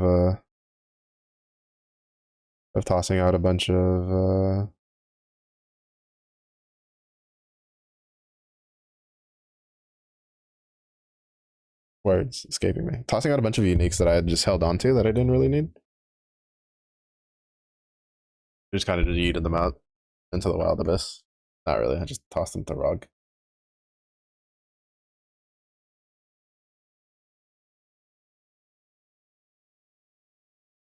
Yeah.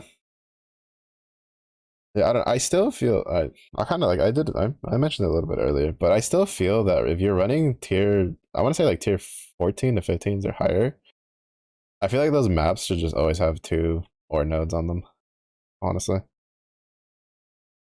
since like we can't control what ores we get for good reason, because I'm pretty sure if they let us control what ores we would get, I just would never go for anything. I'd literally just be like, the only thing I want is Verisium or Calcum and Crimson Iron. I don't give a shit about Bismuth or Petrified Amber. Fuck, fuck the quotas. I don't care. I just want shit that's useful right now. Ooh, Chaos Orb. They're gonna slurp my juices again, but it's fine. Chaos Orbs.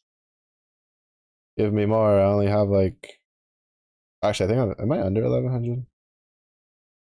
I don't remember if I'm under 1100 or not.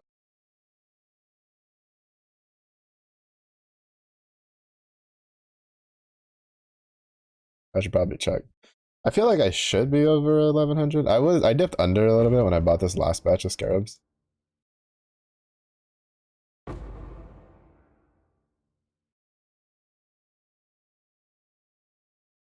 Of course, he blocks attacks, and he's physically resistant, and he's hexproof.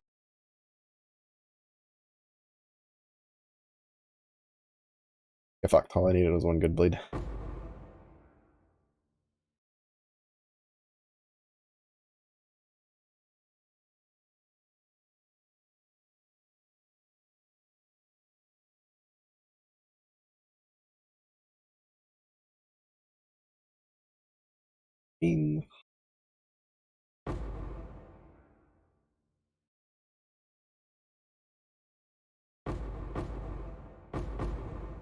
Yeah, I feel like that's because like I feel like they should do like one of 3 things. They should either make it so that the shipping isn't a specific ore required.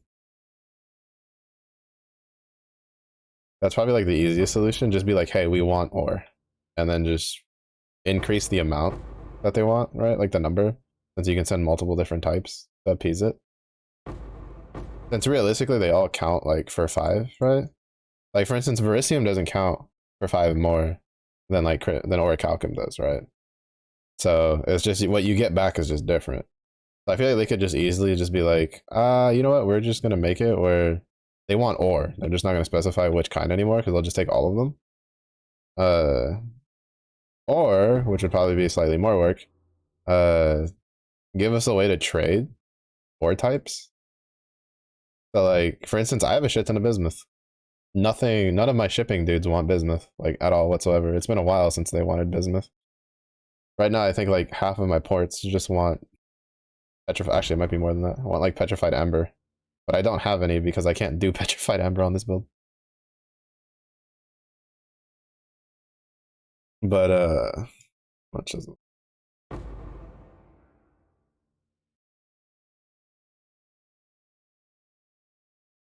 But I think the if not either of those, then they should just make it where you get you're guaranteed to get 2 ores. Like at the very least, like tier 16s and tier 7s at minimum.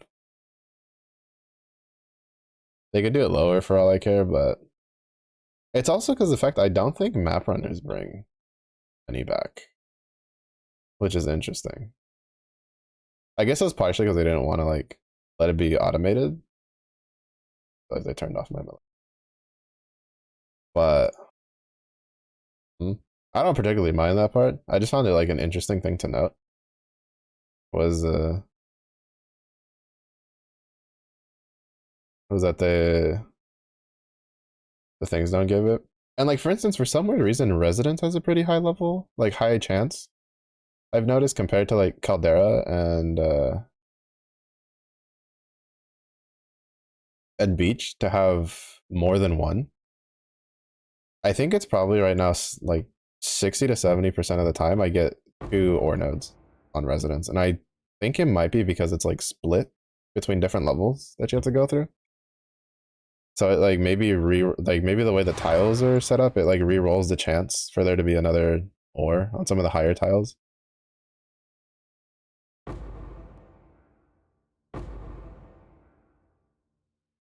Because I ran a lot of Beach, and I can say without a shadow of a doubt, it is not very often that Beach gets more than one of the ores, like at all.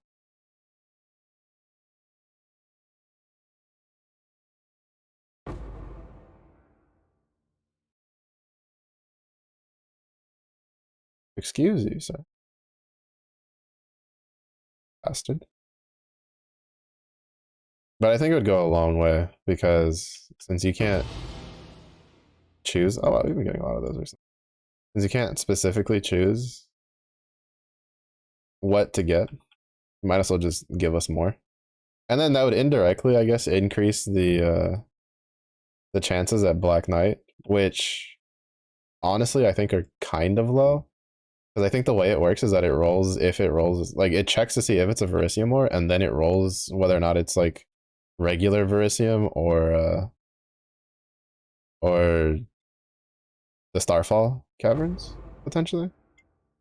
I don't know if they would like talked about how that works yet, but at least that's how it feels. Meowsy, hello, how was stream? Welcome, welcome. Hope you had a good stream. You have any luck getting glamours? Oh, that is what you were hunting for today.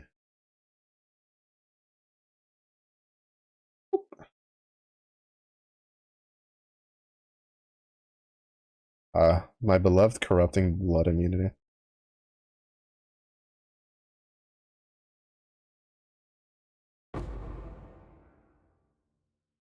Once you get corrupting blood immunity, Jules, it's so hard to like live without them.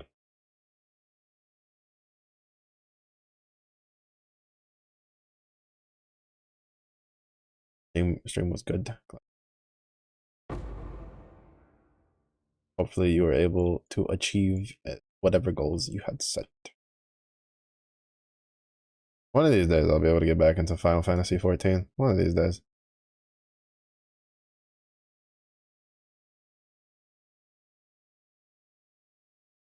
Homes and glamour hunting at the same time. Oh, is it Mogul Tome time? That time of the year again? Or is that like a more permanent thing now? When I used to play, it was kind of like a every summer. I think it was mostly like a summer thing.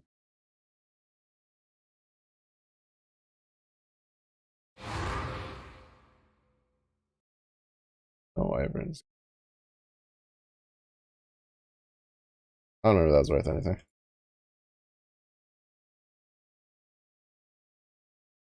Because I think, well, I think the only time I ever did the Moogle tomes was unless wait, do they have something else named tomes? I don't know. I say tomes, and the other one, the only thing that comes to mind is the Moogle tomes. Is that what the other stuff was called too? The stuff you get from the dungeons. What was that called again? I don't know. It's been a long time. I haven't played 14 since Endwalker like dropped.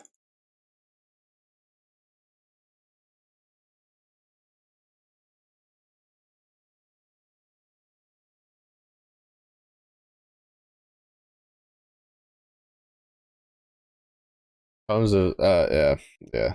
Yeah, once I started thinking about it, I was like, wait a second. Those other things are called tomes too, aren't they? No, wait a minute. I have not had much luck on nameless series though. I need to see what down here has a divination card I want, and then try to roll my Keurig missions to see if I can get them, and then run them to see if I luck out on a nameless seer. Because I ran, I think it was something not tier 16 on my Atlas that I ran as a tier 16 for Keurig that spawned a nameless seer and allowed me to scry it to something else, which I didn't think about doing that. Which means that even without 4 void stones, you can still like scry one of the lower maps, a higher one. So I should probably like try to do like something with that has the probably not the fortunate, something that has something more. I don't know, not div cards, divination. Well, div cards too, but divination orbs like or divine orbs. I feel like every league they just add more ways to have them pumped into the economy, which I don't necessarily think is a bad thing since for a lot of crafting, you want to use divine orbs for the whole like prefix suffixes can't be changed. But having more divine orbs in the economy isn't a bad thing in my opinion, personally.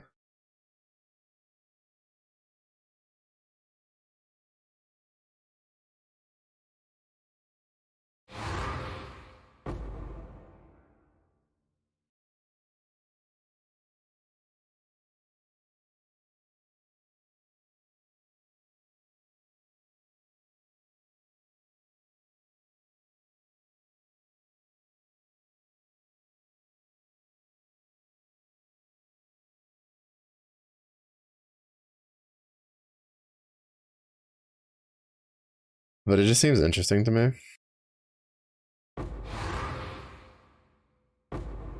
that they either like so far they've added like either a way around it, aka an Acropolis crafting, or they usually add some way that ends up like pumping a bunch of them into the economy, whether that's through affliction stuff, affliction shenanigans, or the shipping, because shipping gives a lot.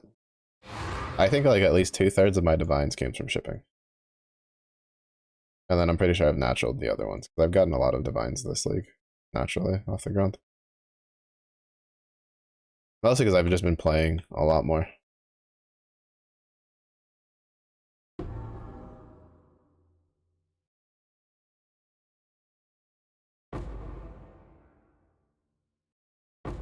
Yeah. And this league had to happen to be the league that didn't have the multi-tier cosmetics, bro. I've been going ham on it.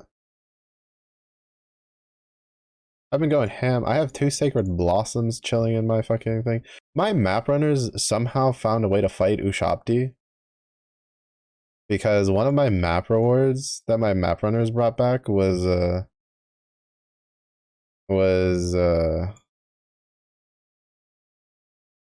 the sacred life course that you get from her. I'm like, how did you guys fucking fight Ushabti in a regular map? I can't do that. I'm not complaining, but What? Like that shit was so weird. Yeah, I needed Fighting Shop too. One of these days, I think like whenever I'm done doing this like nameless year farm and take a break from it a little bit, I think one of these days I'm gonna like go through like the shapers I have, go through the polaric invitations. At the very least, go through yeah, the Black Star stuff. I might even do some Searing Exarch. It's just I don't know. Well, I guess like I don't know if Exarch has anything I really care for aside from maybe luck sacking a Forbidden Flame that would then prompt me to try to farm Eater. But I feel like trying to farm for your own Forbidden Flesh and Flame combination is borderline psychotic and honestly should probably just be banned across like 2,000 different countries. Should be banned by the Geneva Convention as a war crime. Honestly, just just the very thought of it just sounds terrible to me.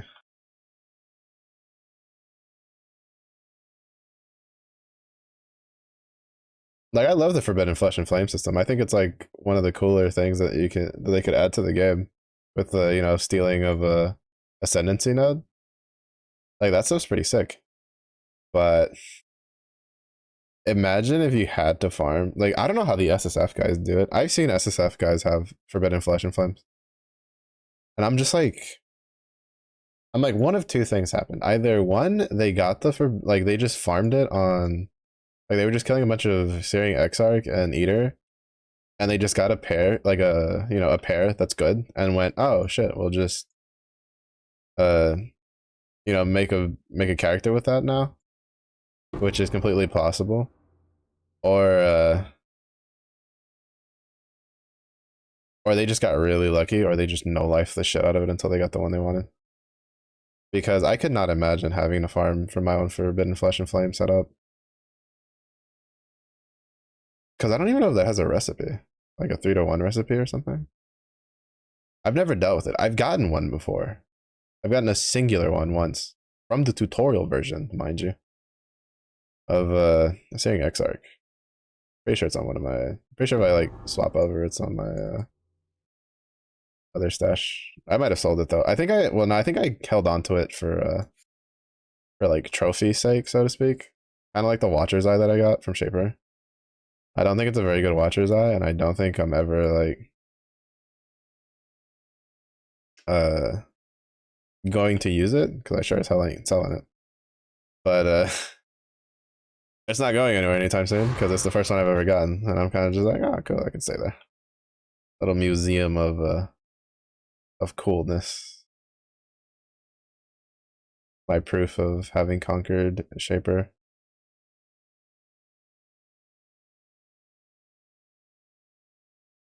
But I need to do it more. I need to do it more just to see if I somehow luck out on getting a Watcher's Eye this guy can use. Or not even just this guy. See if I can get a Watcher's Eye for either of my builds.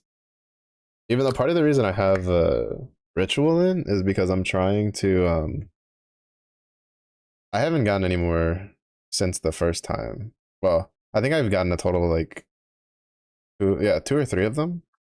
But I'm trying to get the Nameless King invitation things. So I can try to get the light meaning whatever the hell it's called.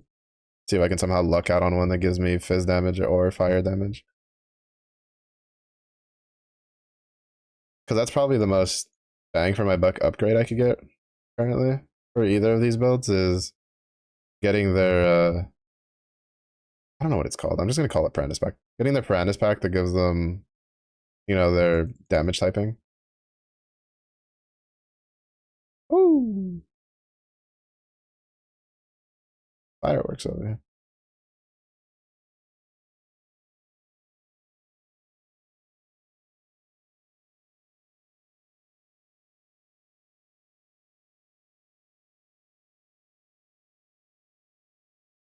Even though I've heard they're kind of rare, so I'm trying to farm like multiple of them because not only do I have to like get multiple of them in the hopes that I get one that I can use, I also need to get them to begin with. I think I was watching like the recap video of someone who ran like 100 of them, and they showed their like stockpile, and there was, for having killed it 100 times, there was not a lot of the jewels in comparison. So it's gonna take a couple tries. That's also part of the reason why I generally play a lot of different builds too, is because as a player who kind of predominantly plays. Oh shit, was that a? That was an unrolled map, wasn't it? I just wasted scarabs. Yeah, what the fuck is that? I looked at the fact that my scarab said 10, and I was like, wait a second. Shit, that was unrolled. Because I always do them in the fives. We'll do some calderas.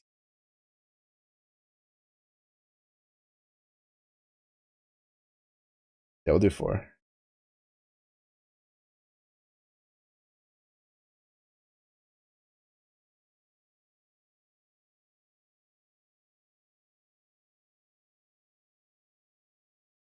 They literally all rolled modifiers that I just don't want to deal with.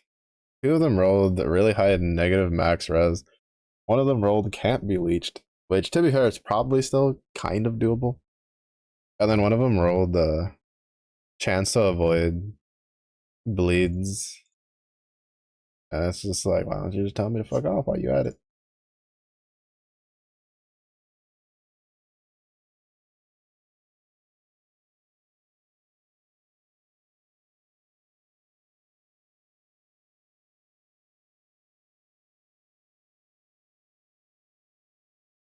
I was trying to see if my dog came over.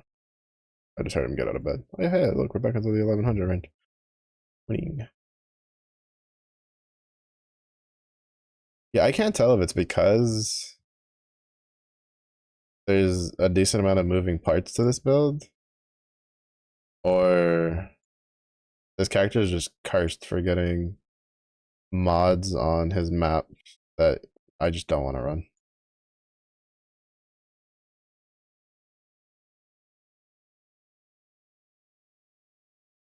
I think it might be a little bit of both. Because my other guy, really, if it's not like reduced recovery or reduced recovery, elemental reflect, and reduced cooldown, I don't really care about uh most of the other modifiers on the map.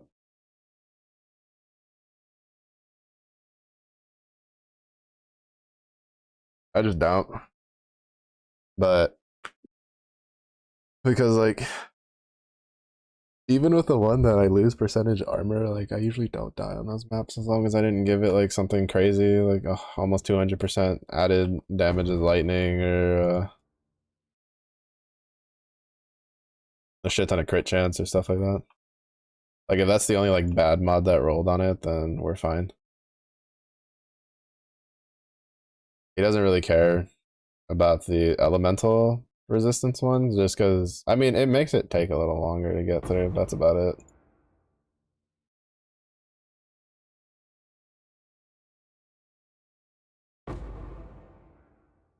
So it's not really that big of a deal.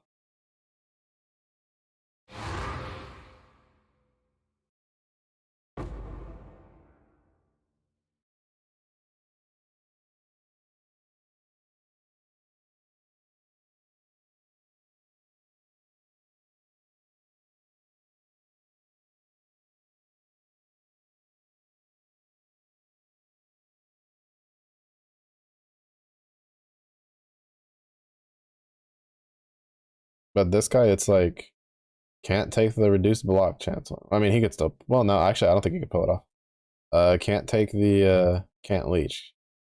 Taking the, oh, I also can't take the, well, the steel charges one is kind of just everybody's problem now. But, well, for the most part. But can't take that one. Can't take, physical reflect, obviously. Can't leech, can't take no recovery, can't take like uh, negative resistance ones. I've even ran the other one with like, if it rolls like the negative like -9 resistance, I'll still run it. I've ran it on the other one before. Because the other one I think is at like 83 or something like that for max res, if not higher. Like his max res is actually kind of up there. So even with like -9, it's still pretty close to 75%, so it's not that big of a problem. Even though, I mean, it's slightly more because I have pretty much almost all the map modifier increase ones.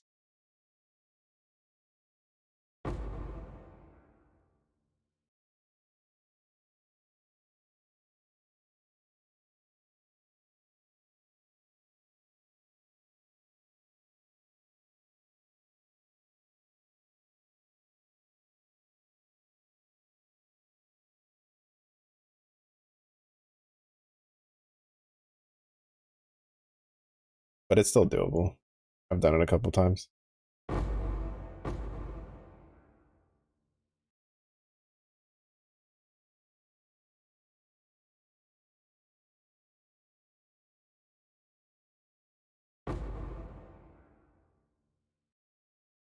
I don't know, I just really like the other build, at least as a league starter. It felt really solid. Like it was a really good all-rounder. And it was very like low maintenance since I didn't have to aim. This skill does like most of the aiming. Oh, it's this piece of garbage again. Motherfucker. I hate fighting him. The yellow tier 4 plant, dude. I hate fighting him. He's such a pain in the ass. He's such a pain, bro.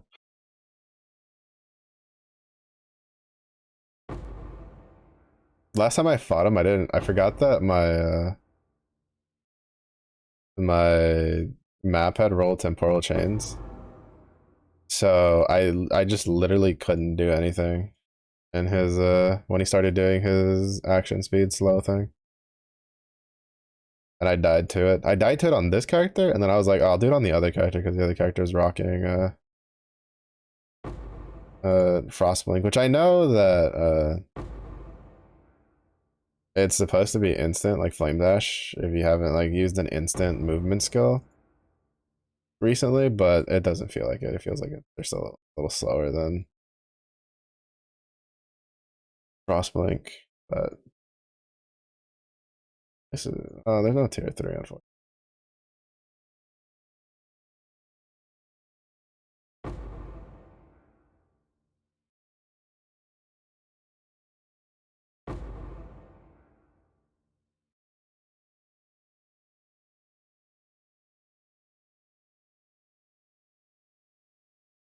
Skip.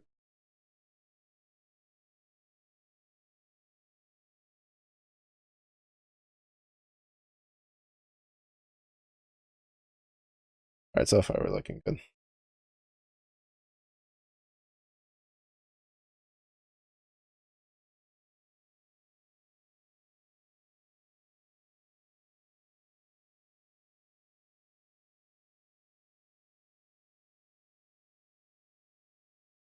I hate this like part from his fight. Ah, is that a special like unique?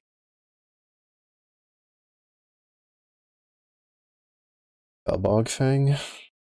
Intelligence, cast speed, area of effect, enemies cursed by you are hindered. Increases a 25 increase effect. And enemies cursed by you take 35% increased damage. Alright, Meowsy, get some good rest. Thanks again for the read. Yeah, I need to. I'm probably gonna go to bed here. Well, I'll probably like end stream at like midnight my time and then go to bed probably by like 1.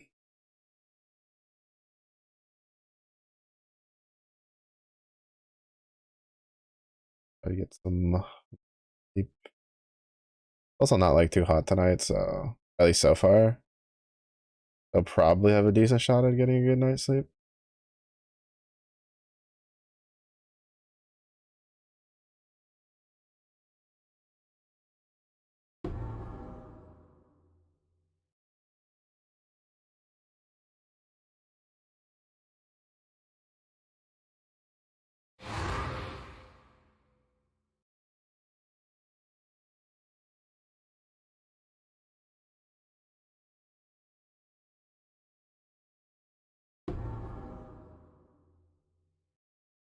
We've gotten like 6 of that.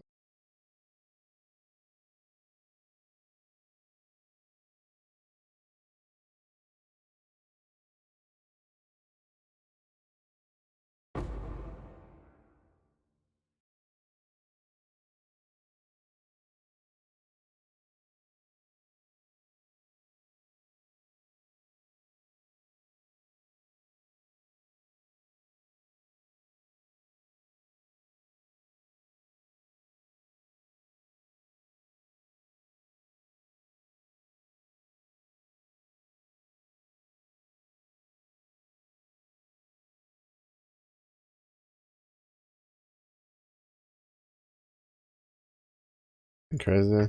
I swear Caldera like spawns less mob than almost any other map that I run.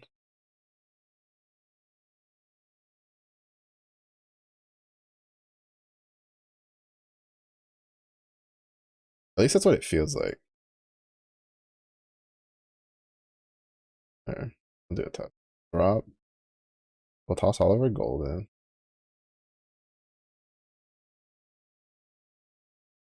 We'll run this. It has a pretty decent little amount. Ooh.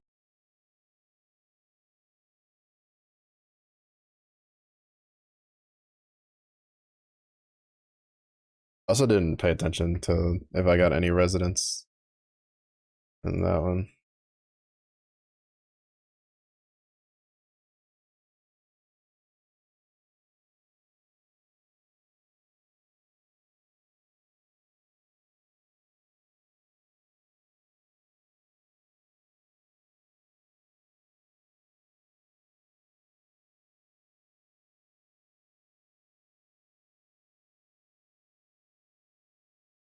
Oh. I just watched like all the lightning bolts just tase the shit out of that portal and just instantly die.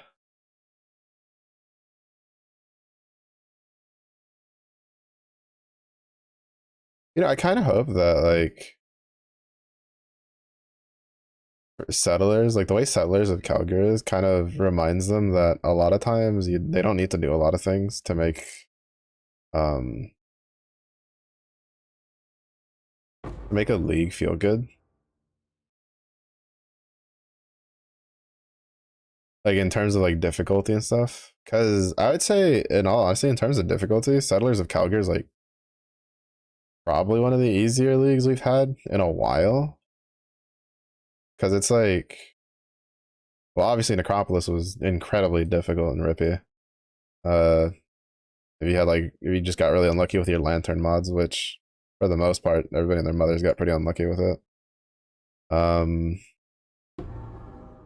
Tota was kind of a pain if you weren't doing any of like the gimmicky stuff.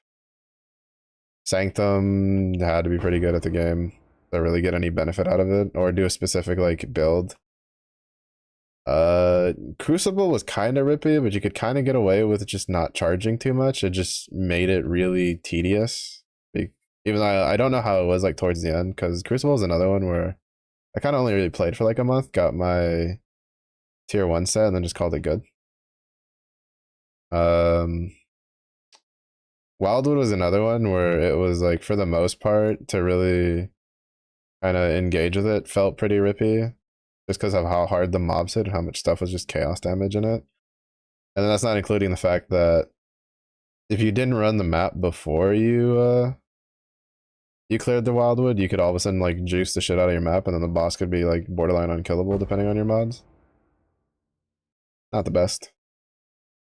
Not the worst either. Like I really don't think like the wisp mechanic is bad. I think it could use a little bit of tweaking maybe. Even though I mean they tweaked it some. I think they buffed it again. I've heard some people saying that like, well, it's no juiced out of your mind affliction league stuff. It's not terrible. Um, to be honest, part of me has kind of wanted to try seeing if I could do the 2000 Wisp Arab, at least like one of them.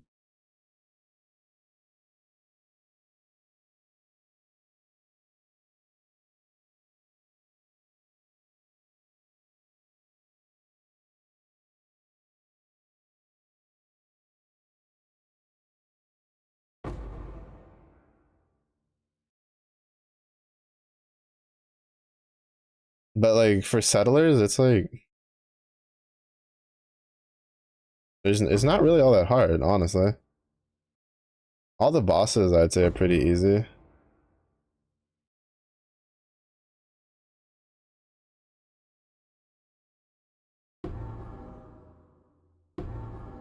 I think what is it? I've heard Sazan could be kind of rippy depending on your build. I remember a lot of people talking about making sure that you don't die on Sazan or else it kills all your map runners.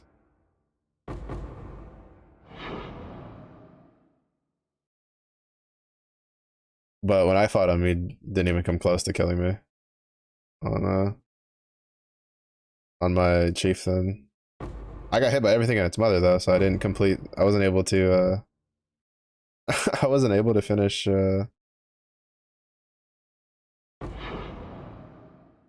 that challenge because basically I have to do Sazan to finish that challenge because there's just no way that I'm gonna like. I don't understand how they expect you not to get hit by the laser.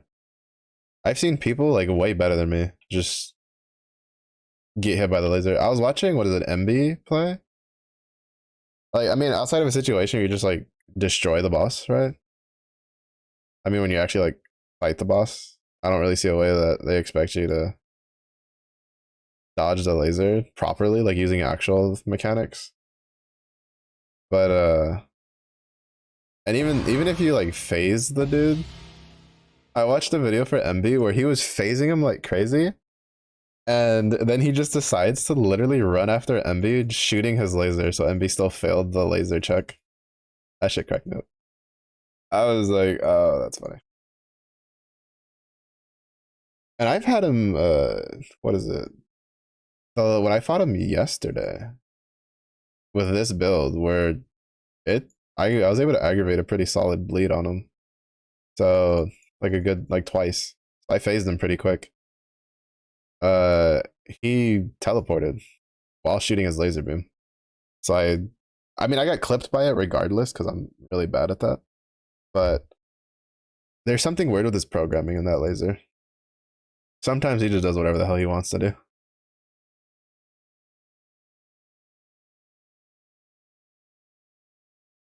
But mm.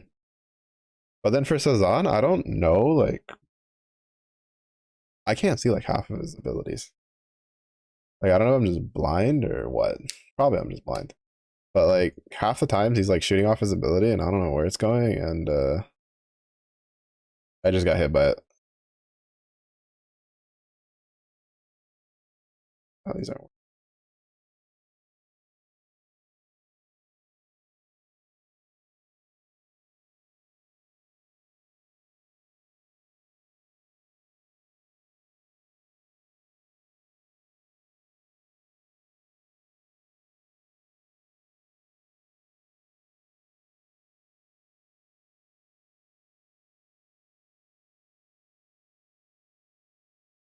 But yeah,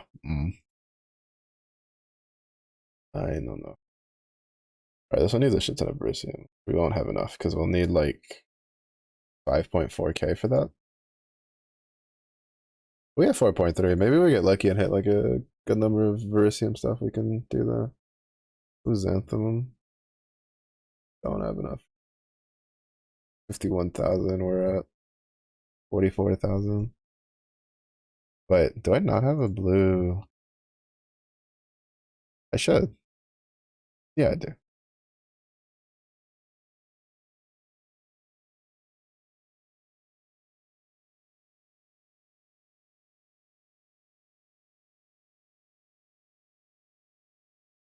Yeah, I have two pumpkins going right now to build that up. Though I guess I should have made. I should do two blue Xanthemums since that one seems to be the slowest.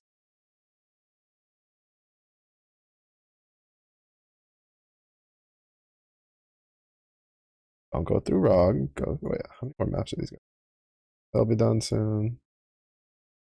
They'll be done soon. They should be done in by the time I end stream, so I can send them again. That's Verisium. Petrified Amber, that's not getting done. Petrified Amber, that's not getting done. Petrified Amber, that's also not getting done. So probably when I go to bed, I'll just send like the 7,000s, 70,000. If we don't somehow get 51,000, well, like another what, seven? Yeah, another 7,000 Blue Xanthium or running maps, which I doubt. I have enough for that for tomorrow, though.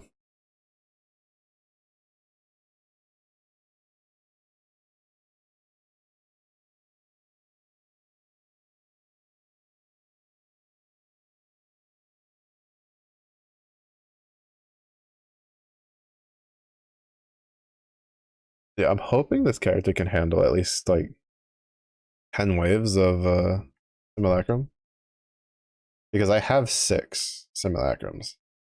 So if he can do, if he's able to pull off doing the 10 waves each, then we can finish the ambitious undertaking. I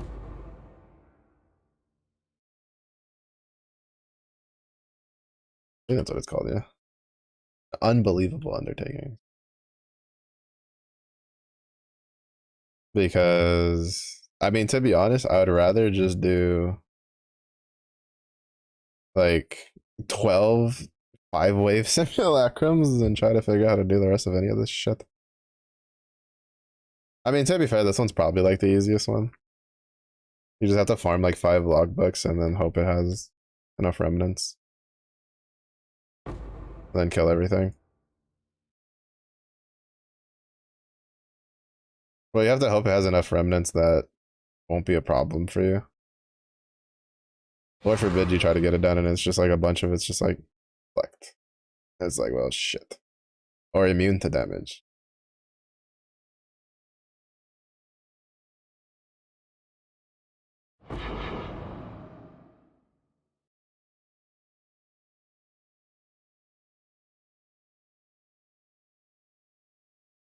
Yeah, we're getting kind of unlucky with the altars on these calderas. They just keep running. Yeah, see, we've ran 2 maps and we're at like, and we're partway through this one and we're only at like 14k. I swear Caldera just has less monsters than the other guys, than the other maps.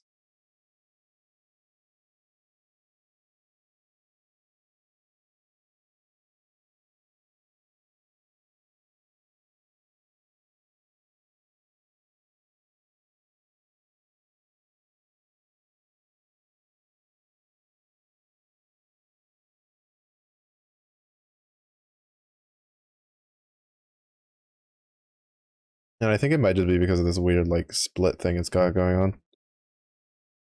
Which kind of sucks because I like Caldera's like layout for the most part. Especially if it's just a run through, murder everything kind of style. Because if I'm trying to do harvest, then I'm trying to like, get to the boss, kill the boss, and then oh shit, that's not good. Ah, it's 65. Still be mad.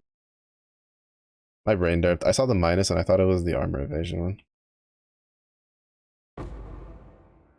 But we're still positive with both. I just can't take the any of the chaos damage stuff.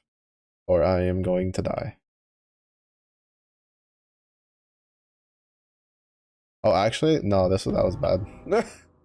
I just remembered that Calm deals like a shit ton of fire damage. As part of his thing. You and your stupid petrified amber, you're mocking me.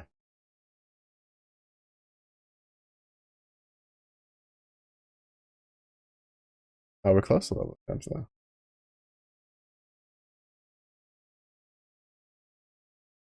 What the fuck are you shooting at?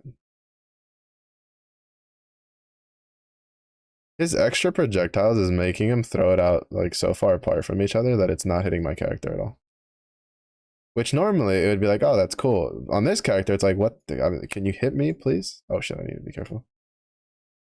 Almost died.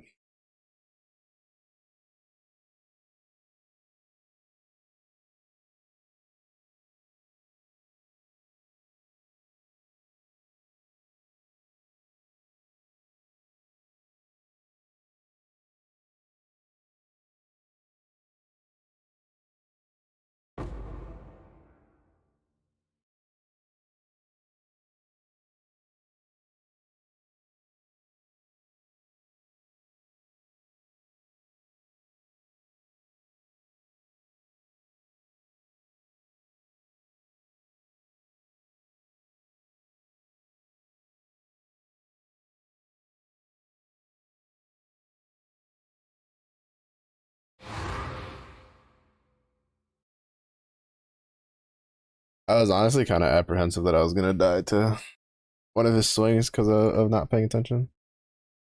But yeah, like I just feel like you just don't get anywhere near as much gold off of Caldera as you do from any of the other maps. But unfortunately, it's probably the map that's attached to a residence that I like running the most. I guess I could try running Academy more or Arcade. See if I can get more Fortress maps. We could do that. Let me get a couple Fortress maps to do the run through then. We could use that to clear our tier 17, hopefully.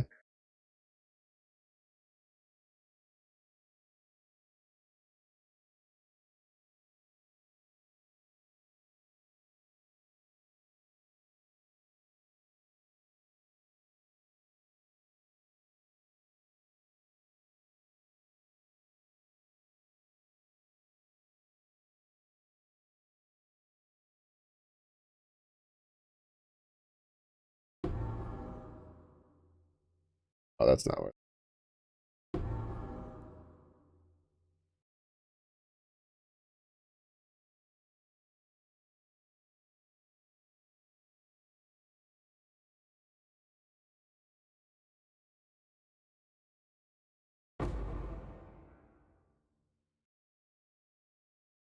To be honest, we've had a fairly decent haul for Scarabs today, though. We've gotten a couple of the discernment ones. We've gotten a couple of we've gotten a handful of the straight ambush Scarab. We've gotten I think a couple of the Warhorde ones. We got another calcification one. I'll probably sell that one with the other one that I have. At least I think I haven't sold it yet. It's been a while since I last got a Valdo strong box, but I don't care too much about those anymore. Since I have a good number of divines at the moment. Quote unquote good number. If I wanted to do the craft, I'd only have like 15 attempts at getting something good, but I don't know if I'll ever actually do uh that sort of crafting for Path of Exile.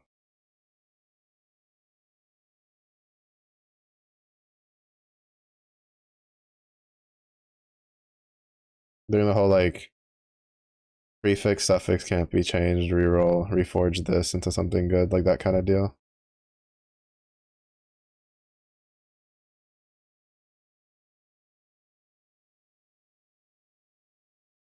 Mostly because I feel like I'm just too lazy.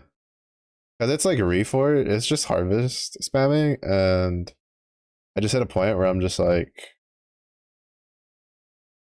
I'll toss like 10,000 juice at it, and all it requires me is just hit one button, and then I'm like, alright. I think if I had to go to I think if I had to do, whatever can't be changed, it gets filled. I then have to annul it, then the annul hits the wrong thing, and then I have to do the whole. Yeah, I think like if I do that, that happens to me like once, I just don't want to do it. I just won't want to finish the craft. Because I'll just be like, I'd rather just be blasting maps to just farm harvest so I could, or in this case, just blasting maps to get chaos to then just run, just buy juice off of the currency exchange. But that's kind of been the nice thing with the currency exchange is I can farm my own juice, and then as it's like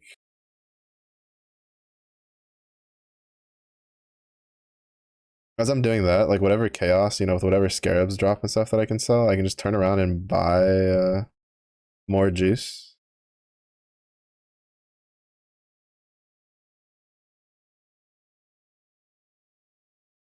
Which is really nice.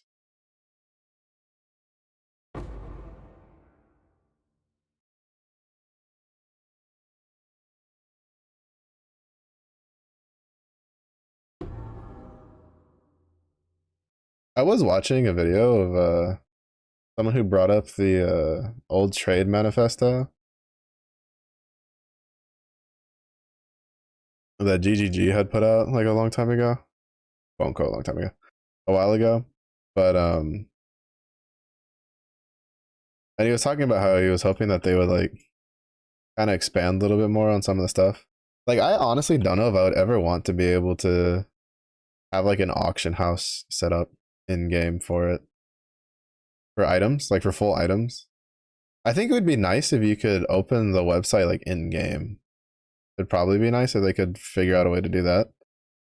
Which I mean, technically you could if you did it on Steam, right? You could just do like Steam overlay. Even though I don't, because you know Steam lets you have the web as its like web browser thing. But like,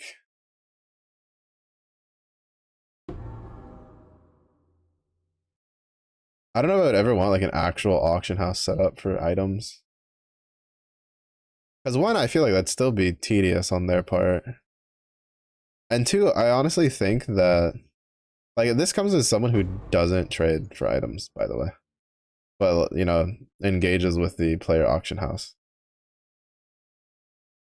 And it's just like I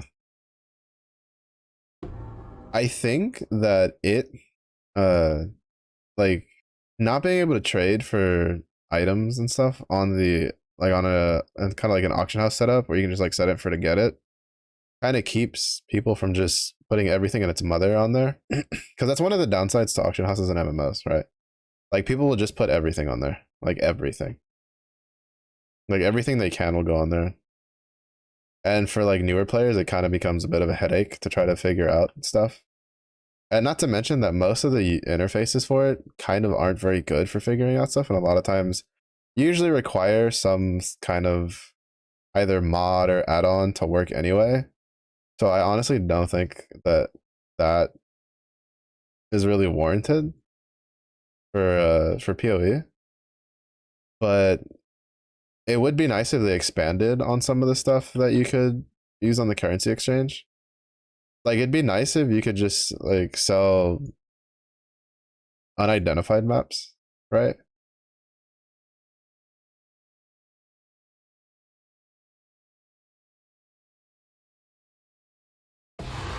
And it's like if they don't know how to handle the quality thing, they could easily just be like, you can either sell an unidentified zero quality map or an unidentified like 20 quality map, right? And no in between. So you'd have to actually, I don't know if you can use chisels on unidentified map, but basically, like even just being able to like put an unidentified map up would be kind of nice. I don't want to put this point though.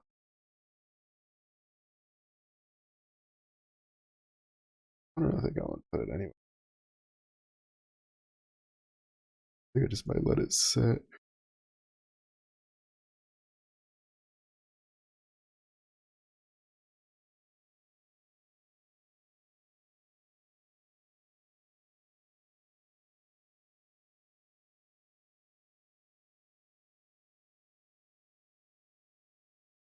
Yeah, I don't really have anywhere I want to put that point right now.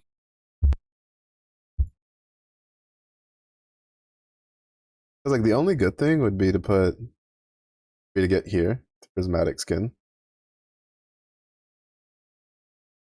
but I would still need an extra point. So I was thinking about pulling out of here, but I'd still need like one more point to get there, or it would be to go to this jewel socket. I have another jewel socket that I can put something in, but that wouldn't require the extra point, right? Because I can just pull this out and put something in there. But I don't really feel like I need that too much right now, and I don't really have any good gems to put in there. Anyway, I have to roll it. Um, I don't really need a block master or anything right now. Oh. Hmm.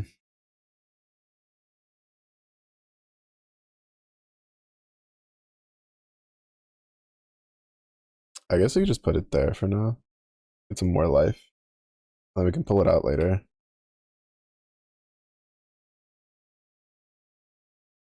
I know I said I was gonna end at midnight, but I kind of want to just do another 5 run of a map that gives me like real gold,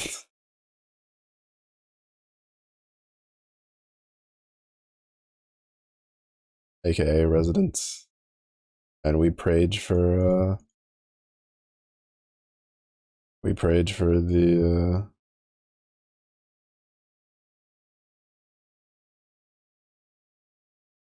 the nameless here.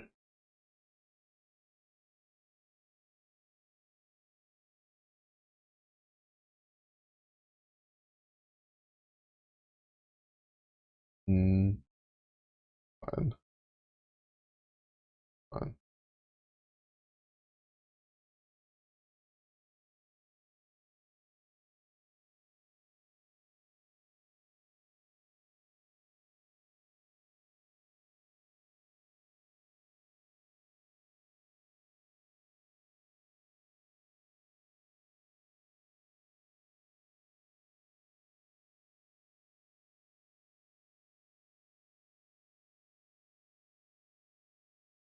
Okay, now you're on a real map.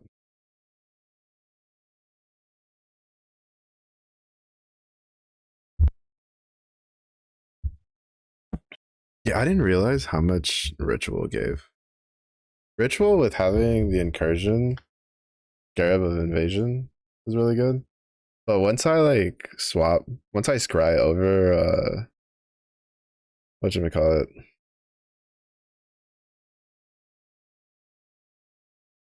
The other one, I might replace it for this, even though it's less, right? But I think I'll probably like toss like, I don't know, two of these in. I might try to just fuck around and just toss in like two of those with Monstrous Lineage and the incursion one, just to see if we somehow can get like the Nimbus. That'd be interesting. One to farm.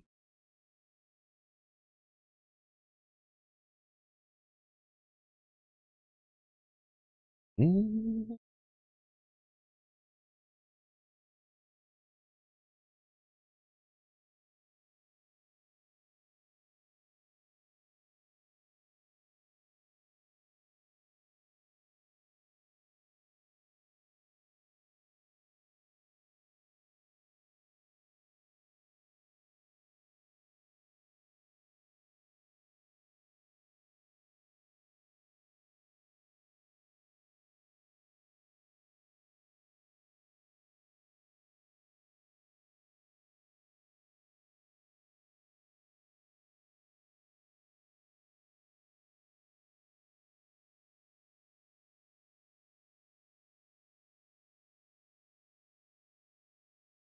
Add that to my.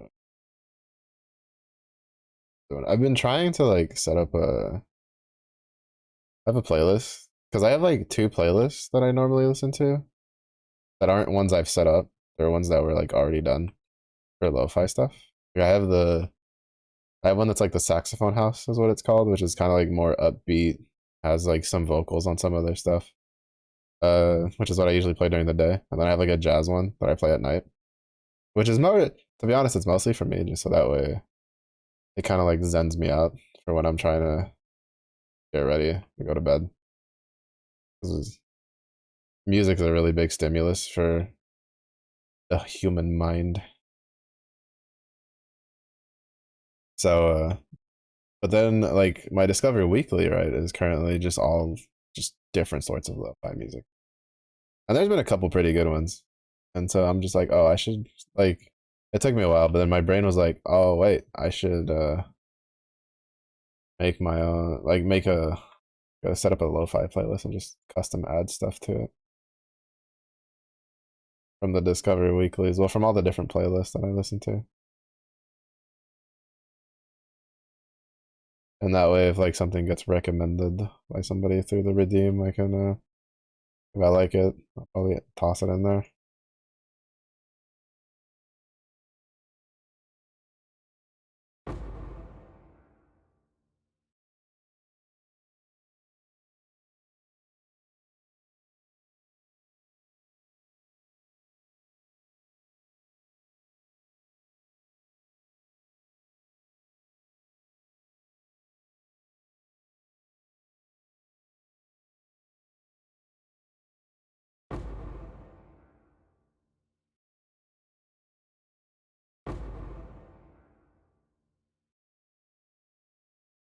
Oh, I don't remember clicking over there. Guess I clicked like too close to the wall. So I thought I wanted to go back across.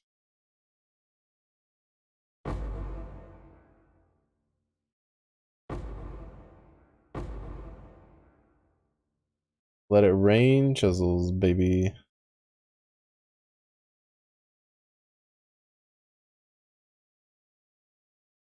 This is why I like running Searing XR.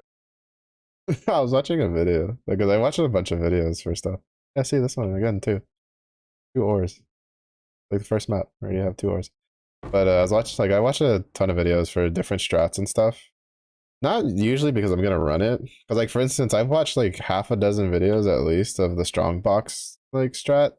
I'm never gonna run it. I don't have the patience to do that shit. Not to mention it's not even really all that worth from what I've seen.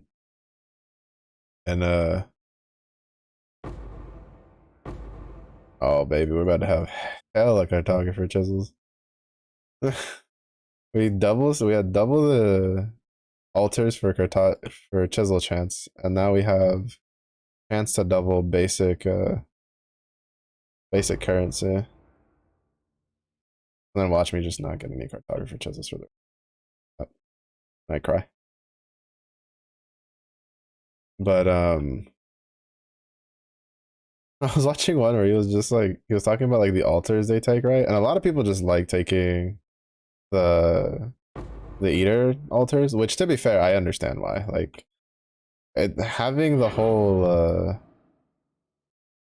additional downside but higher like increased upside thing is like way better than the increased downside but additional upside thing that XArt gets. Which is why I don't have the big notable for the XArc altars, because I just don't like it and I just don't feel like it's worth, to be honest. Like, would it be nice? Yeah. But I just don't feel like with how a lot of those downsides are. Like I can handle minus 3,000 armor and minus 3,000 evasion on this build. I don't think I could handle like the double of that. Or not the double, but I think it's like what, 50% more? Not to mention it's not even a guaranteed chance. Like what is it? It's like influenced by a Searing XR have 50% chance of an additional upside. Influenced by XR that have an additional upside have 100% increased effect. Okay, yeah, it is 100. So I don't think I could handle like 6,000 of each. Meanwhile, it's every eater altar has an additional downside, and every eater altar has 50% increased effective upside. Like, that's just miles better. Because it's active on every single. Like, I don't know why the Searing Exarch one is a percentage chance. Like, it's 100% downside. Like, you should just. I think if it was just always active, it probably would be pretty good. But I still think it would just be better just if they both kind of like mimicked each other. But it's fine. I don't really care. But I was watching a video where it was just like, yeah, only shitters take Searing Exarch altars, and I'm like, I guess I'm a shitter. Even though I feel like it's also slightly different because it's a guy who's like real big on trade, and I don't do trade. I have to kind of like generate my own chisels, which Searing Exarch chisel altars are way better. Well, I like how I double stacked the chisels and only walked out with 20. Sad. We double stacked the chisels and had the chance to uh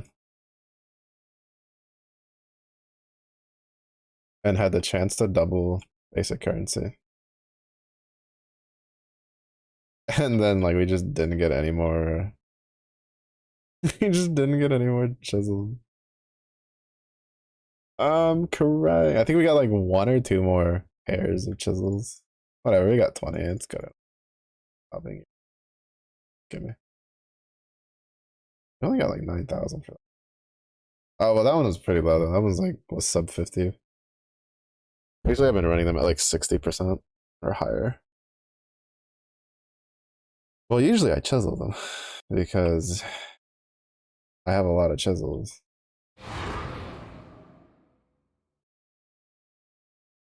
And with saying Exarch altars, if I get a lucky streak with chisel altars, I basically just recoup all of the chisels that get used in a batch of my little batch of 5 that I do.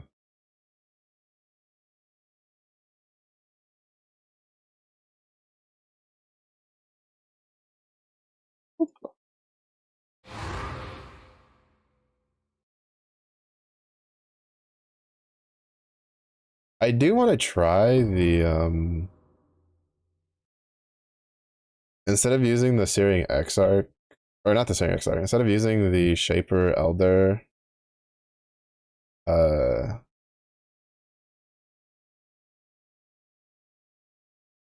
Scarab, there's a horned Scarab that I want to try that is like, what is it, like 80% or something? It has like some ludicrous amount of increased pack size to magic monsters. But I'm curious, like I have a feeling that one's gonna be kind of fucking expensive because it's a horned Scarab. So I haven't like tried it, but I do want to do a run, like a run of like 20 maps with it, just to see how much gold it generates in tier 16s.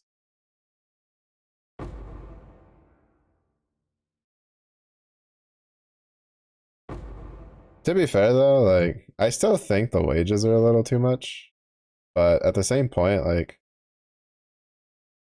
I don't have like three full squads of like tier 10 map runners, right? Like I just run two, but I can still generate enough gold in like roughly 4 hours if I don't have to like roll for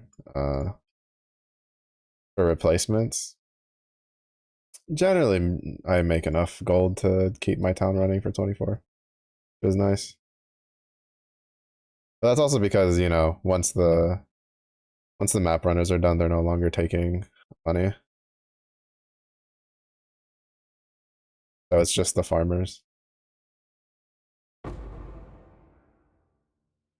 Yeah, if you could somehow like line up and just be like, yeah, run all of my tier 15 maps. Well, not you. Oh, you probably wouldn't be able to generate enough money for that. You'd have to play like all day just to keep up, I feel. And that's so tough now with a meteor to the side of the head. Oh. I also find it like amusing uh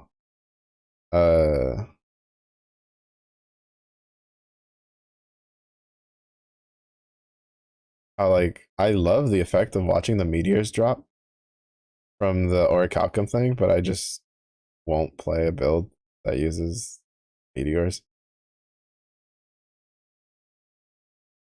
It's a weird thing my brain does.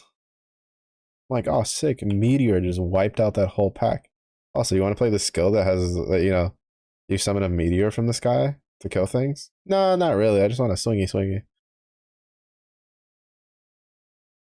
Well, to be fair, I like the stuff with the fire effects, right? Like I like volcanic fissure of snaking. Tectonic slam is still probably one of my favorite visual skills. Earthquake's like sick. Earth shatter's pretty sick.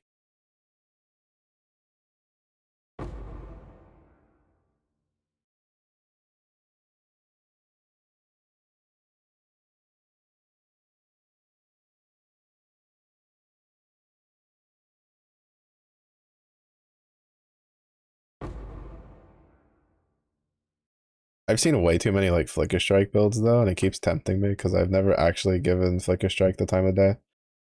And I'm just like, Flicker Strike scene. Ooh, with flicky flicky. But I'm trying to resist the temptation. Trying to resist. Oh, oh, oh my.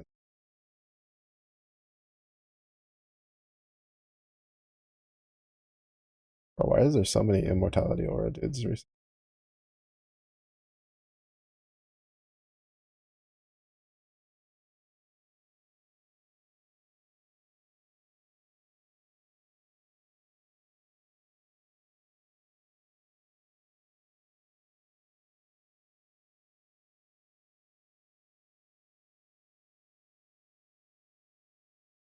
Feels so weird to like have one build who can pretty much he can tank a decent amount of stuff because he's got more armor than.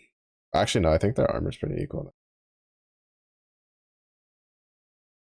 Yeah, actually, no, never mind. I take it back. I think their armor's pretty equal. If anything, this guy probably has more armor once he has the once he gets the armor stacks up from casting the retaliation skills a bunch. Yeah, never mind. Because I think my chieftain's at like 30,000 armor standing still.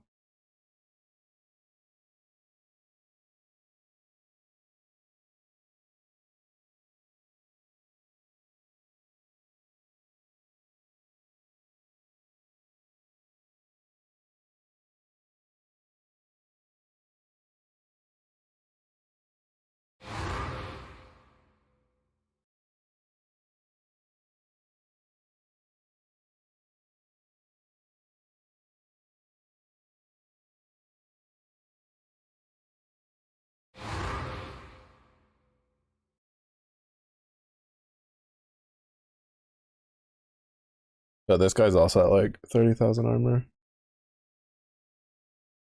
Oh, he's at 22,000 when he's like punked up with his. Well, actually, I don't know. Now that I think about it, I don't think I've seen like the numbers of my dude while he's actively running around.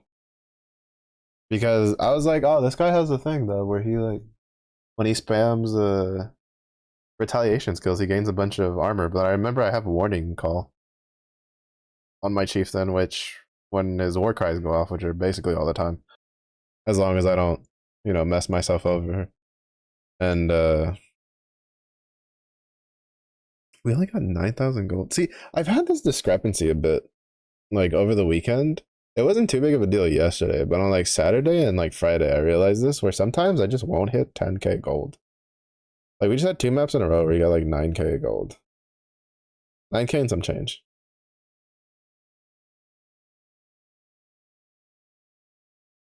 But I'll be running the same exact atlas with the same exact scarabs.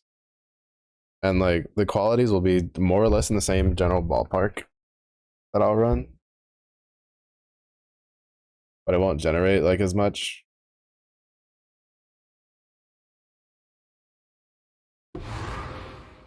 Yeah, this one was I messed up. This one's also like unaltered. Alright, that's the second time today I've done that. This one has Verisium.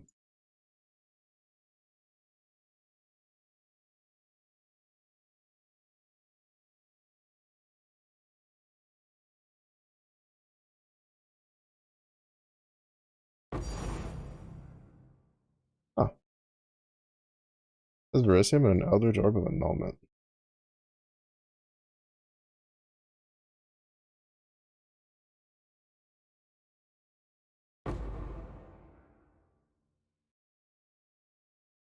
I guess it was worth. Are you gonna be the one that gives me a nameless seer too while we're at it?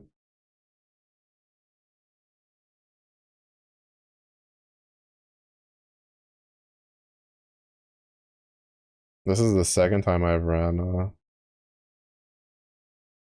a map and forgot to like alk it.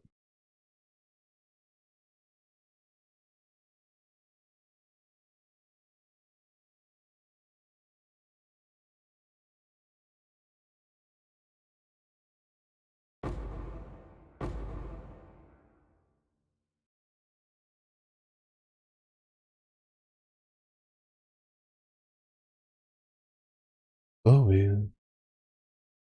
What happens when you're tired? Make mistakes. To be fair, I should just like alk all my maps. Yeah.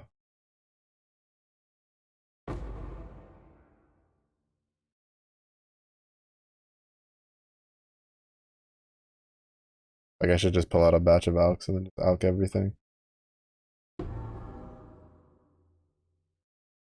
So that way it doesn't happen. I don't actually know why I don't do that for the maps that I know I'm going to run. Probably just habit. Or lack of habit, I should say. I mean, goodness gracious, it took me like over 1,000 hours before I started just holding on to 5 of them in my bag to run in a go. Like in one go.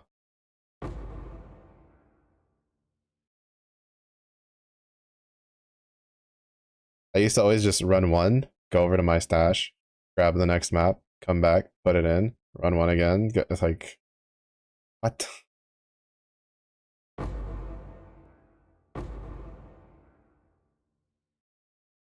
And then I think it was like last league when I started doing that more. Of just having like 5 in my inventory and just running them.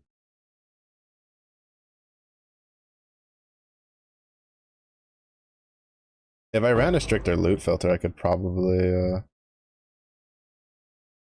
do like 10 maps one go.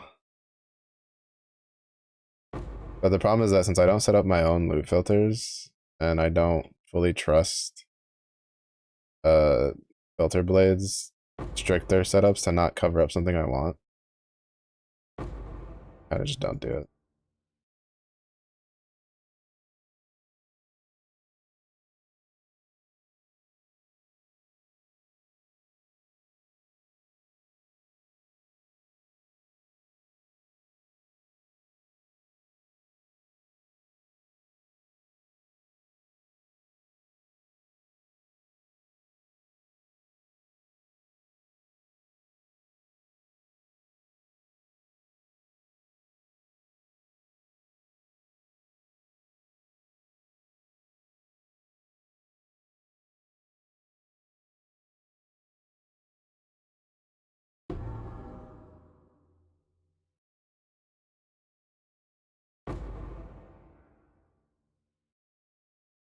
Oh, I think I like ran over a last hand on accident.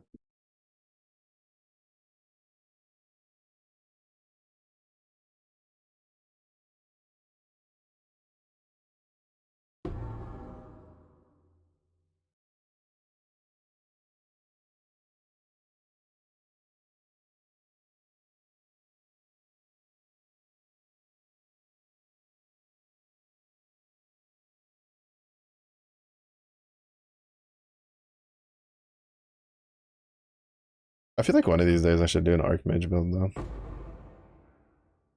I feel like by the time well, I mean, I say this, but I feel like by the time I finally go, yeah, I'll do an Archmage build, it's gonna be the same league that they nerf it into the ground. And then I'll probably just shrug my shoulders and go, oh no, back to melee.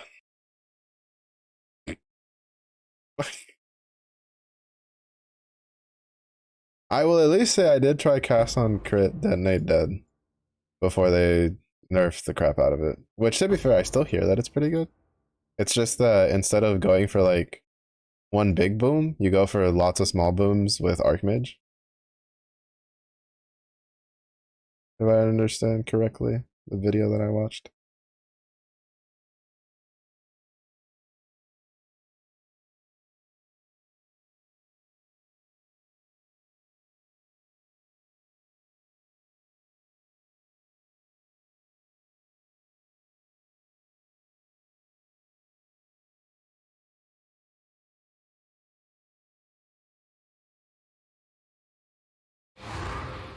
I'm still trying to figure out how I like. I'm pretty sure I had alked everything, but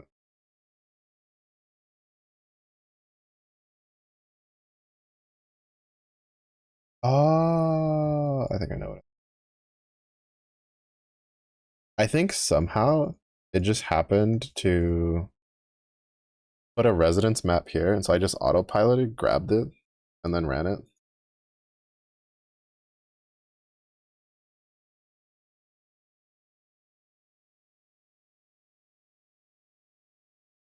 Probably what. So we'll put this one because these two are 70% plus. Oh, I should check what's the pack size. Maybe that's why it's getting thrown off. Maybe I'm not paying attention enough to the pack size. 23%.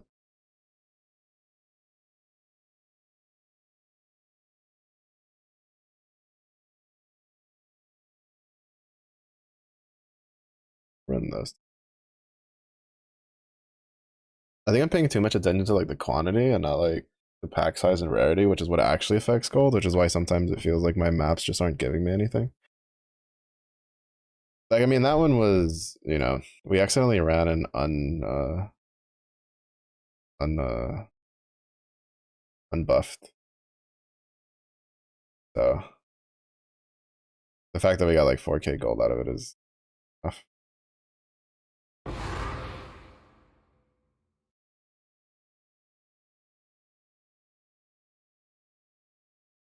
I also like how in other maps, bismuth kind of makes the maps darker, but then in this one, it just makes the map like really bright. Which is kind of how I wish this map just looked all the time.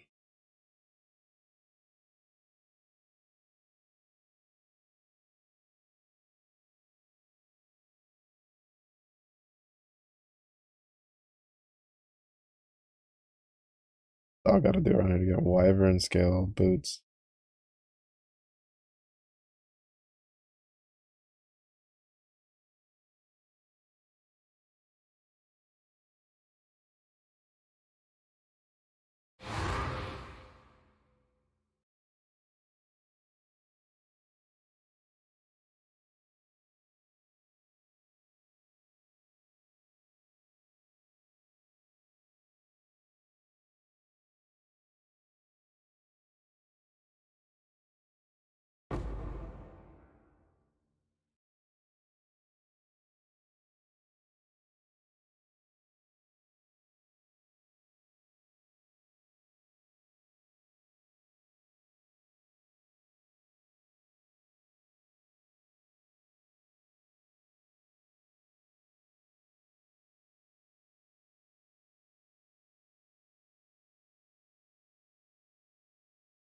Granted, though, that being said, I still think that like Caldera has less pack size than like less monsters spawned than the other ones do. At least on the other maps that I ran do.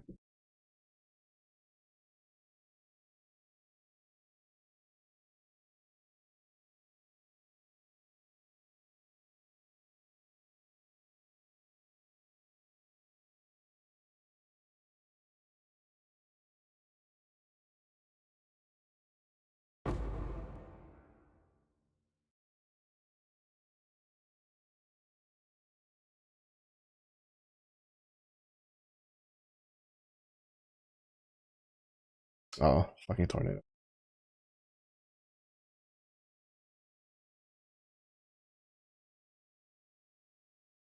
I'm like, how am I taking so much damage? Because I got hit by the meteor as I was getting affected by the bismuth tornado. At least those things aren't as cracked out as they were at launch. Holy bro.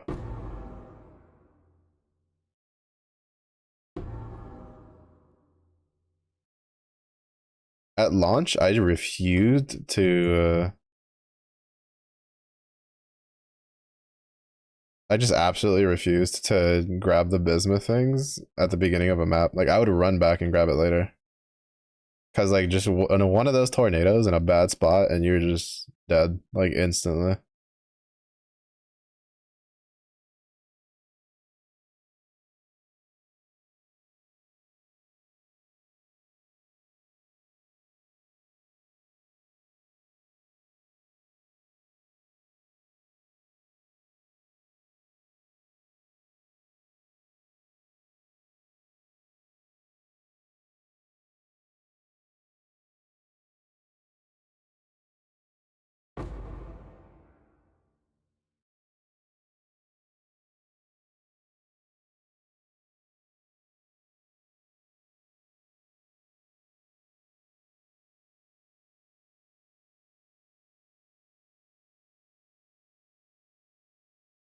Oh, I didn't actually pick that up. Kind of just defaulted towards it because it was a head symbol.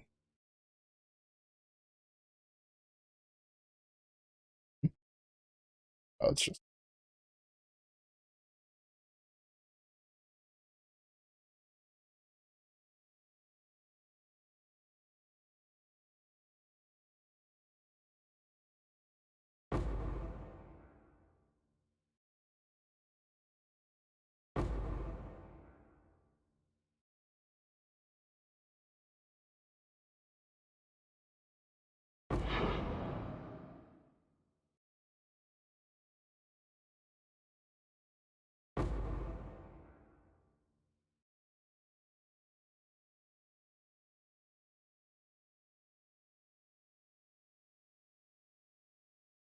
the room's not connected. Okay.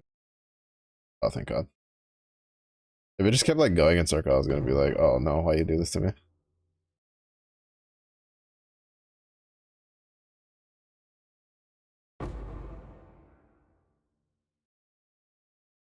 Why do this to me? But it's okay.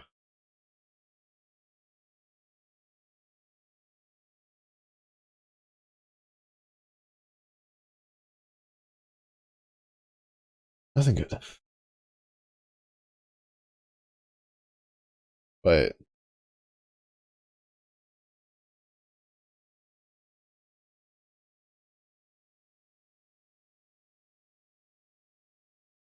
oh, for some reason I thought one like ring had all like negatives on it, and I was like, doesn't that mean the other one is all positives? But no, I was just losing.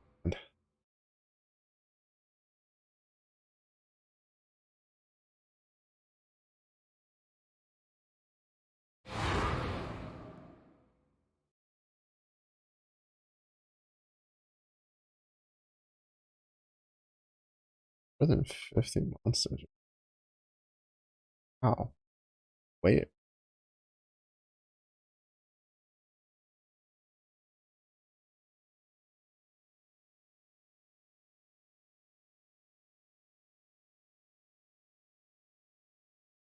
Oh.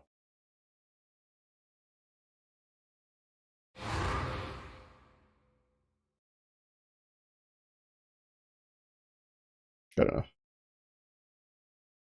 39 is an acceptable number left. They can live to spread the tales to their allies of how fearsome we were.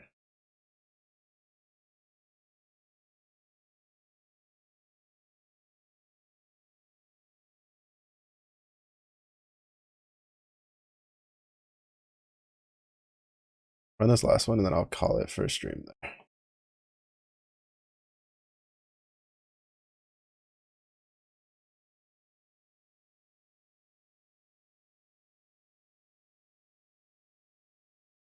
Realistically, all in all, my goal is always to make enough money for hopefully the town will run until like the next time I get to play, which is roughly about 20.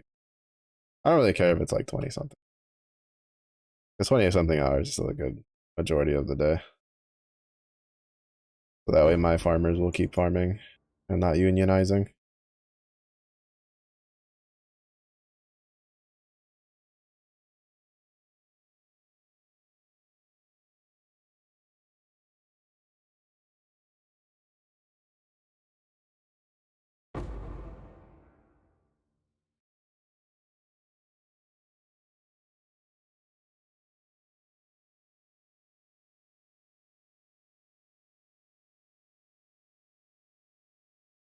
So glad they did the change of not having to click harvest twice.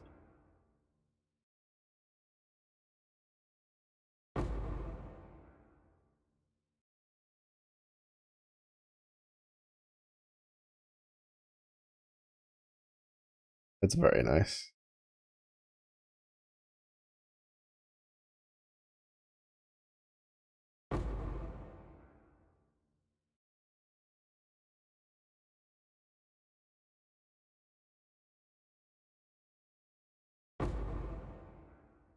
It's very nice.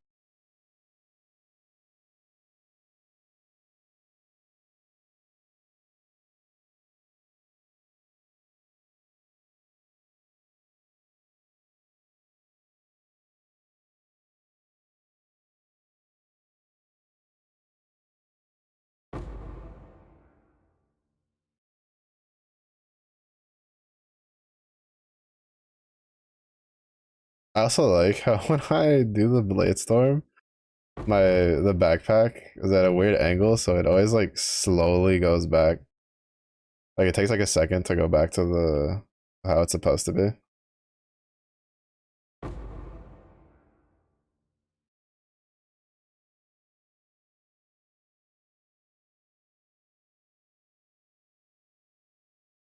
Because it like stops rotating.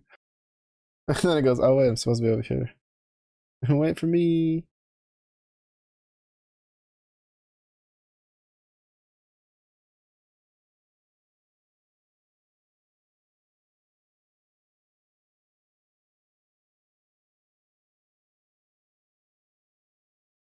Okay, this is like the I don't know if it's like bugging out or if they're deciding that they're gonna change how petrified amber works.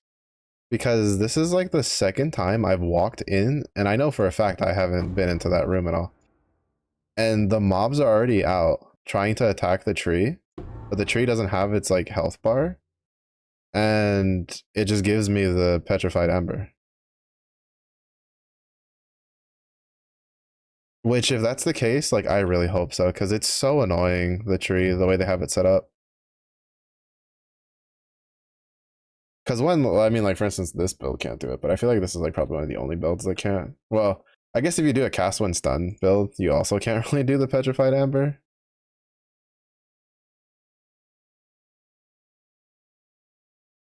But it's just like, I don't know, it's the part that pisses me off is the fact that the modifiers on the rares can affect the tree.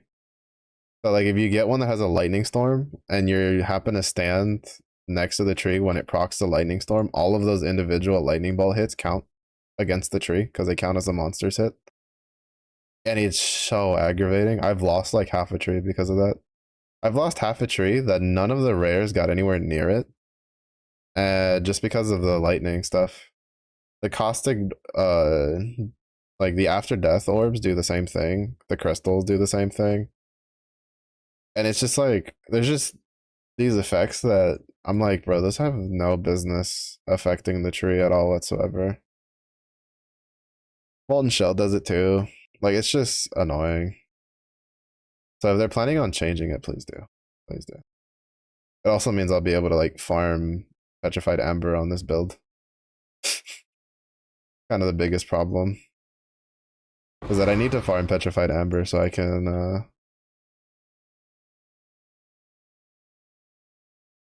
do the shipment orders to try to rotate them to be other stuff.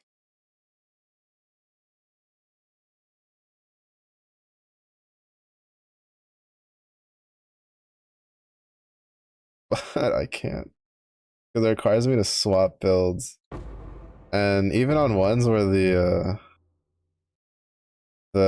petrified amber is like towards the end, so it's pretty easy to go finish run the whole map.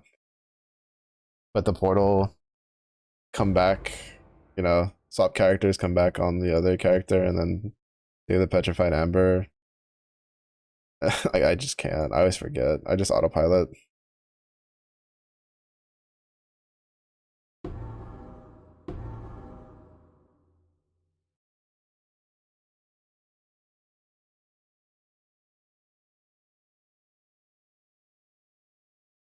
It's also probably not very good for like single target builds either.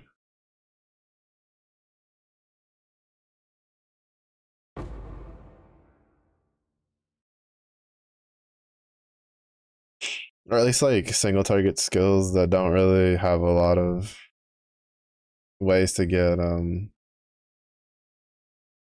AoE, which to be fair, I don't think are very many. Because like even the Viper Strike or the Mamba one, you just get the Binos dagger and it proliferates for you.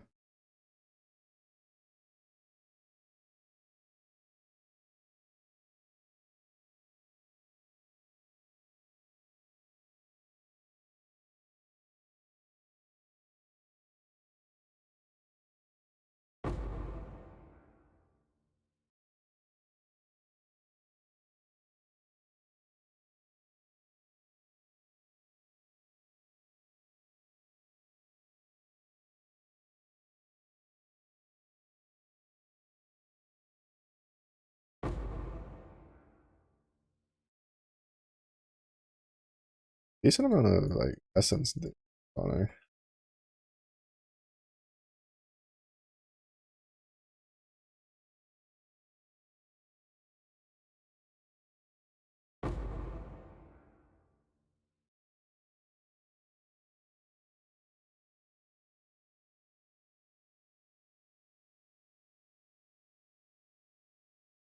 The only downside to that room is even when there's nothing in there, I still need to walk in there to make sure there's no like Eldritch pack. Because there was one time that room was completely empty, and I don't even know why I walked in there, but as soon as I did, like I think I just autopiloted to just open the door and like walk in. As soon as I did that, there was a Eldritch pack that spawned. And I was like, yeah, I'm gonna have to check that fucking room every time, even when it's empty.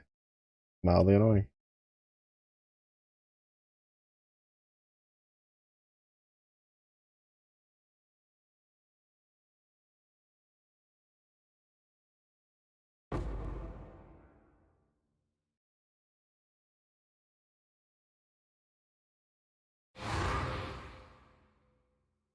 Mildly annoying. But it's fine. It's fine. It's part of the pain that I am self-inflicting and trying to get a Nimbus and trying to get a nameless seer so I can scry it over to the beach so then I can try to get a Nimbus. Oh well. But I'm gonna go to be honest, it's like my head's actually pretty good stuff. So thank you everybody for watching. There is the poll in the Discord to decide what the next day stream game is gonna be.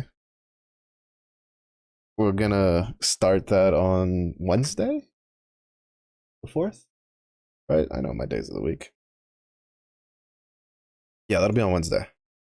So we'll give rest of the day tomorrow, and then when the results are done, we'll go. If there's, I've kind of decided that if there's results that are close, like for first and second place, I'll probably just do them in that order then. But yeah, so if you want, feel free to stop by the Discord and vote. Well, thank you everybody for watching. I do appreciate it. Enjoy the day. If you have a good day. It was a day for you as well. So, and I'll see y'all in the next. Bye. Good night.